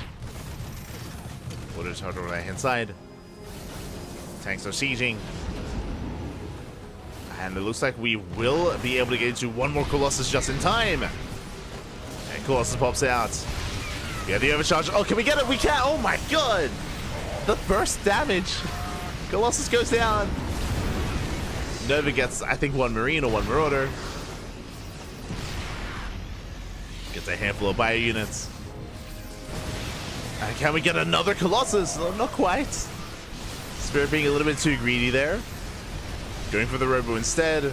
The tanks will be cleaned up. But we get the Robo. And we will even save some of the tanks. Oh my god. That should not have happened. Only 1 tank goes down? That's insane. Meanwhile, we rally the reinforcements on the right-hand side. We're going for the 3rd base. And we're pulling Geralt apart. We're going for the Disruptor. And we get it. Spirit snipes the Disruptor. Gets a shield battery. Goes to the pylons at the same time. The right-hand side flank is going to be forced back, but he wants a Colossus. It's so low. He wants it. Up. Oh my god, he doesn't get it. Gets baited in. A little bit ambitious, but even though we didn't get the Colossus, we get the Robot, we get the pylons, and we get the Natural. The Natural does go down. Geralt's knocked out to 2 bases. Barely an economy. And Spirit is still rallying across the map. Still pulling Geralt apart. Going for the natural once again. And this time he will get the Colossus. There's no escaping. The final Colossus goes down. There's no more Robo. And we have one Stalker left. There's 0 Stalkers remaining. Brutal Mind Shot does some friendly fire. But we have broken Geralt. GG gets called, and Spirit will take down another challenger. GG. Whew. GG, well played. These attacks were brutal from Spirit. Early on, we had a good start at a Geralt, or a decent start. If you remember, Geralt did lose 8 probes, but he was able to kill and snipe 3 tanks, as well as clean up the drop as well. Unfortunately, the counterattack was lackluster. Geralt, he bled out Stalkers, and he didn't get any value with that counter blink attack.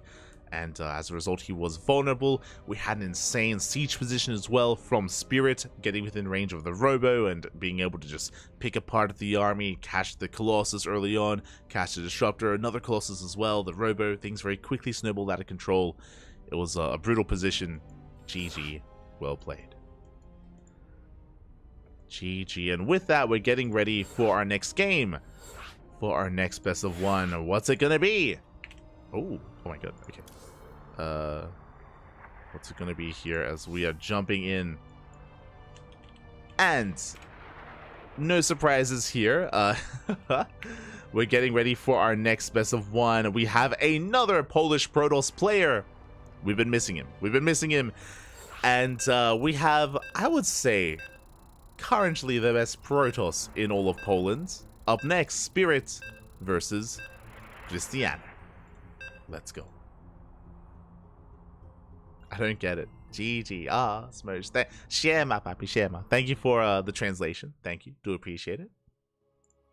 Dziękuję. Dziękuję, papi. So we are jumping in. Here we go. Spawning in the top left-hand corner of Oceanborn, we have our Polish Protoss player, the Red Protoss, representing Clan SWS. It is Christiana.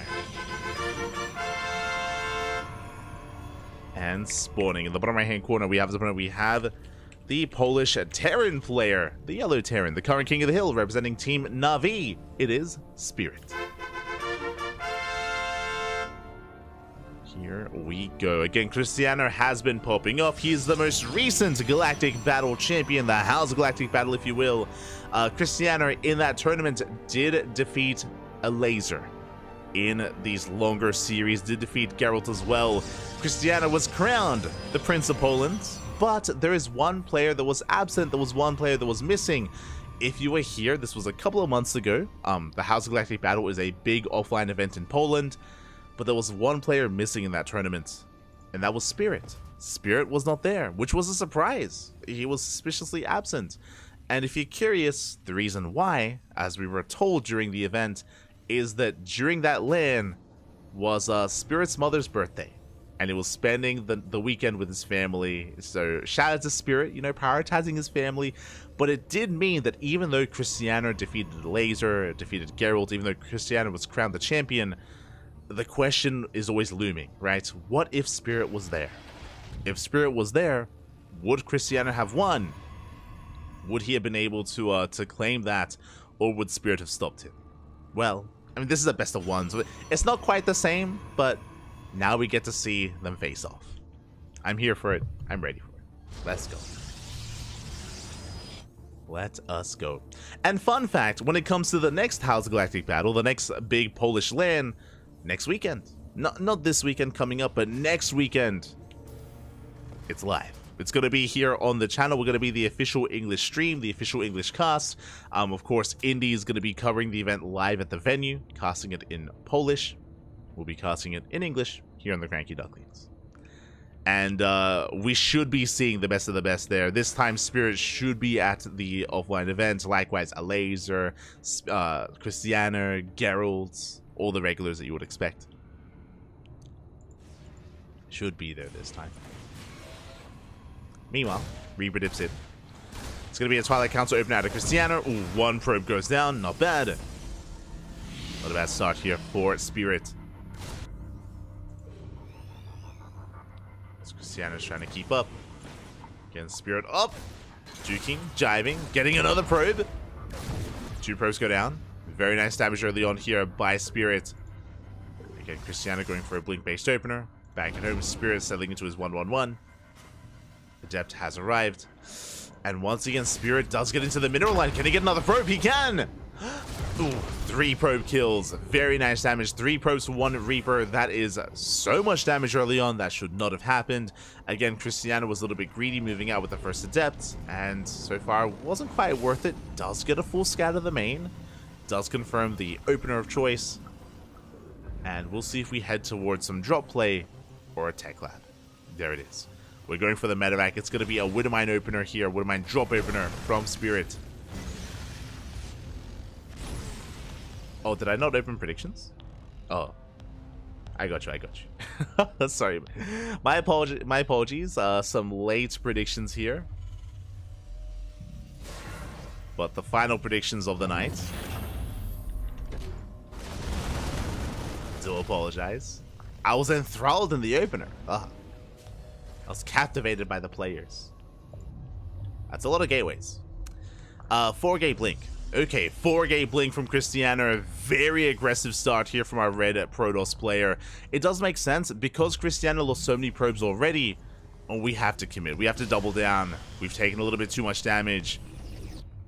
And the pressure is on Cristiano to reciprocate. Widowmine drop coming in. Cristiano's in position. He does deny it for now. Does force it back. War Prism's on the way to warp in across the map to reinforce. And Spirit is getting ready back at home. We have a second bunker being thrown down at the natural. The Sim City is looking solid in the main. Very nice Sim City. Add-on complete. As Spirit, he has eyes on the third. Still no third base. That is a tell. That is a sign. And Spirit is so well fortified here. Picking up and head towards the natural. We do get eyes on the Raven. Nice pickoff. Raven takes a lot of hits and we will shut it down. Yeah, the auto shot doing what it can, but a very nice pickoff. Meanwhile, across the map, the third base is going to be delayed. But again, 4-gate blink is not an all-in. The line jump does hit the natural base, and Cristiano up. Oh my god. Cristiano does pull away in time. 3 probes go down. 3 probes at the natural. We still have 1 Widowmine left in the main. And Spirit holds. Spirit does hold. Basically, Cristiano with the Observer, he does confirm the double bunker, the tank, as well as the tank in the main. He does see this, and Cristiano shouldn't commit in. I say that. Does reinforce. That is a lot of Stalkers. That's oh my god, how many? 19 Stalkers. Can we break this? We're going for it. We one-shot the tank. Oh my god. Tank goes down. We go for the bunker, but last the bunkers, they stand strong. Again, 2 bunkers here. Spirit, he was so prepared for this. So ready. Another tank does rotate. There's another tank in the main. The Observer is spotted. Will escape. Stalker's delaying the 3rd CC. Not bad. 3rd CC is delayed. Likewise, we blink into the main. Ooh, Observer gets sniped. We do manage to catch a depot. We get a turret as well. Just some small bits of damage here and there. Widowmine into the main. Oh my god. Up! Up! They're retargeting! 2 probes. 5 in total. Yeah, 5 probe kills. Oof. As the Widowmine does escape.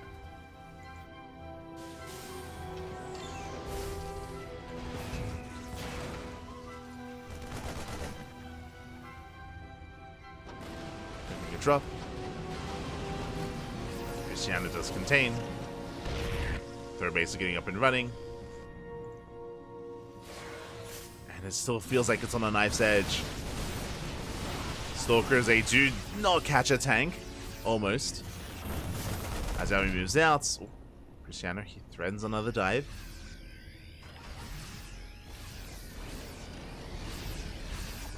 Rotating around.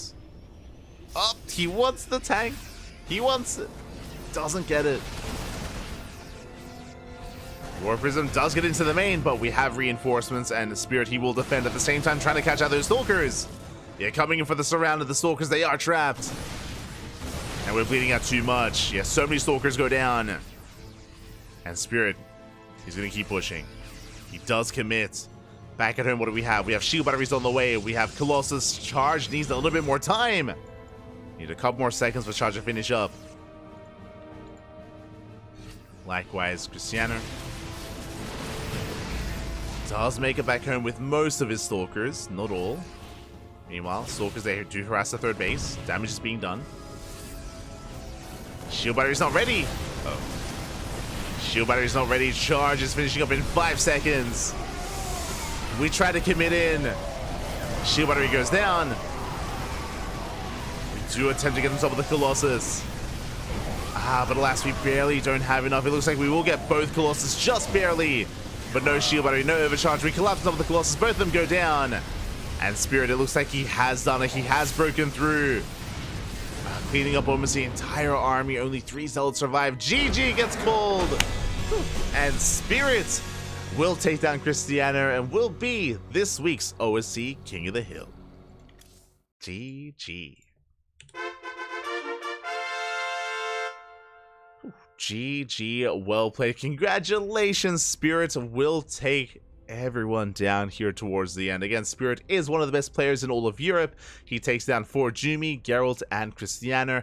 I will say this was a very intense final game. It was very back and forth. Alas, Spirit was able to just catch Cristiano off guard a little bit too often. Again, if Cristiano had a couple more seconds to finish up his shield battery, to finish up Charge as well, it would have been a much cleaner defense. But alas, Spirit did punish him, did break him. GG. GG, well played. Likewise, it was unfortunate that Cristiano went for a 4-gate blink, considering that Spirit saw everything. In a way, he saw enough to tell him to be defensive. If you remember, Spirit, he was parked at the third base with the Hellion. The Hellion was left at the third base, so he saw that there was no expansion, and because the expansion was so late, the likelihood of it being a committed blink build was getting higher and higher as time went on. So we saw that Spirit played very safely. He got extra bunkers, he had good Sim City, he prioritized tank production, and was ready for any kind of blink aggression, which is why it was so difficult for Cristiano to really get any damage done. So it was just an unfortunate setup there for Cristiano. He did get a tank, he got some SCVs, but he lost a lot of Stalkers in the process, and wasn't really worth it in the end. With that, GG. GG, well played. Spirit will take the win here, and with that, that is going to be wrapping up our broadcast for the night. There you go. Well, that will be wrapping us up. Let's quickly just go over some of the matches of the night. Let us go over those matches as we switch our scenes over and have a look at the brackets. And there we go. Exclamation mark B in the chat if you guys wish to have a look at the back yourselves. I got you covered. From the top, we had Jomek. We had Jomek popping off against Moja on Eternal Empire. Was able to take the first win. Hydra fought back. He was able to get a bit of a win streak himself, and then we kind of took turns. We took turns for a little bit. We had Baby Marine popping off. We had Shameless popping off for a little bit. Eba went on a tear, flexing his Zerg and his Protoss as well. So Eba was able to have some fun, in a way, off-racing against Demi. We had Nicorect able to bring Eba down in a spicy TVZ for Jumi. And then, of course, the final run of Spirit. A lot of good fun, a lot of fun matches. Something that was a rarity this week is that we didn't have too many PvPs. PvPs are very commonplace in OSC King of the Hill. There's a lot of Protoss players that typically do rock up, but thanks to the run of some Terran Zerg and some Terran and Zerg players, we did avoid the mirror matchup quite a bit actually. Still 2 PvPs, but only two. I appreciate the variety that we had with the Terran and Zerg players getting involved. Do appreciate it. With that, GG, well played. We are going to be wrapping up here for the time being. If you enjoyed the event, do consider following OSC Esports. They do have, of course, social media. They have Twitter. They post whenever they host events. OSC, they don't just host OSC King of the Hill, but there are many other events that they do bring to the table, like the OSC Rising Star events, the OSC Open Cups, the Masters Cups, I should say, and the end of season playoffs and the mid-season playoffs as well. And of course, they partner with many other tournaments. You know, if you're interested and if you follow online tournaments, OSC are usually involved in some way.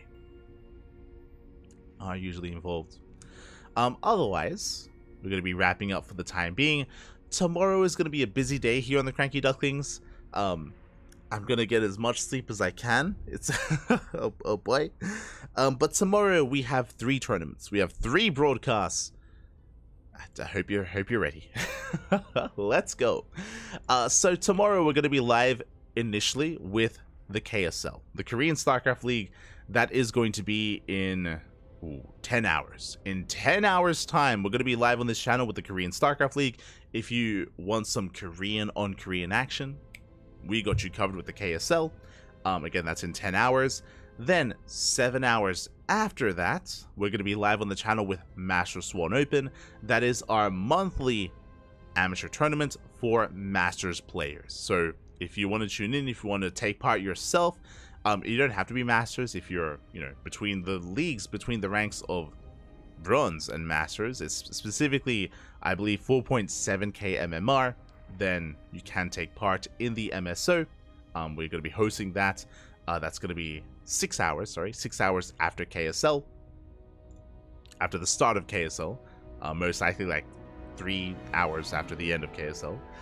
Then after that, in just under 24 hours time, we're going to be live with the JEC Open. That is going to be an open tournament hosted and organized by OSC, open to all regions. Unlike this tournament, it's going to be, a standard bracket with best of 3s into a best of 5 finals.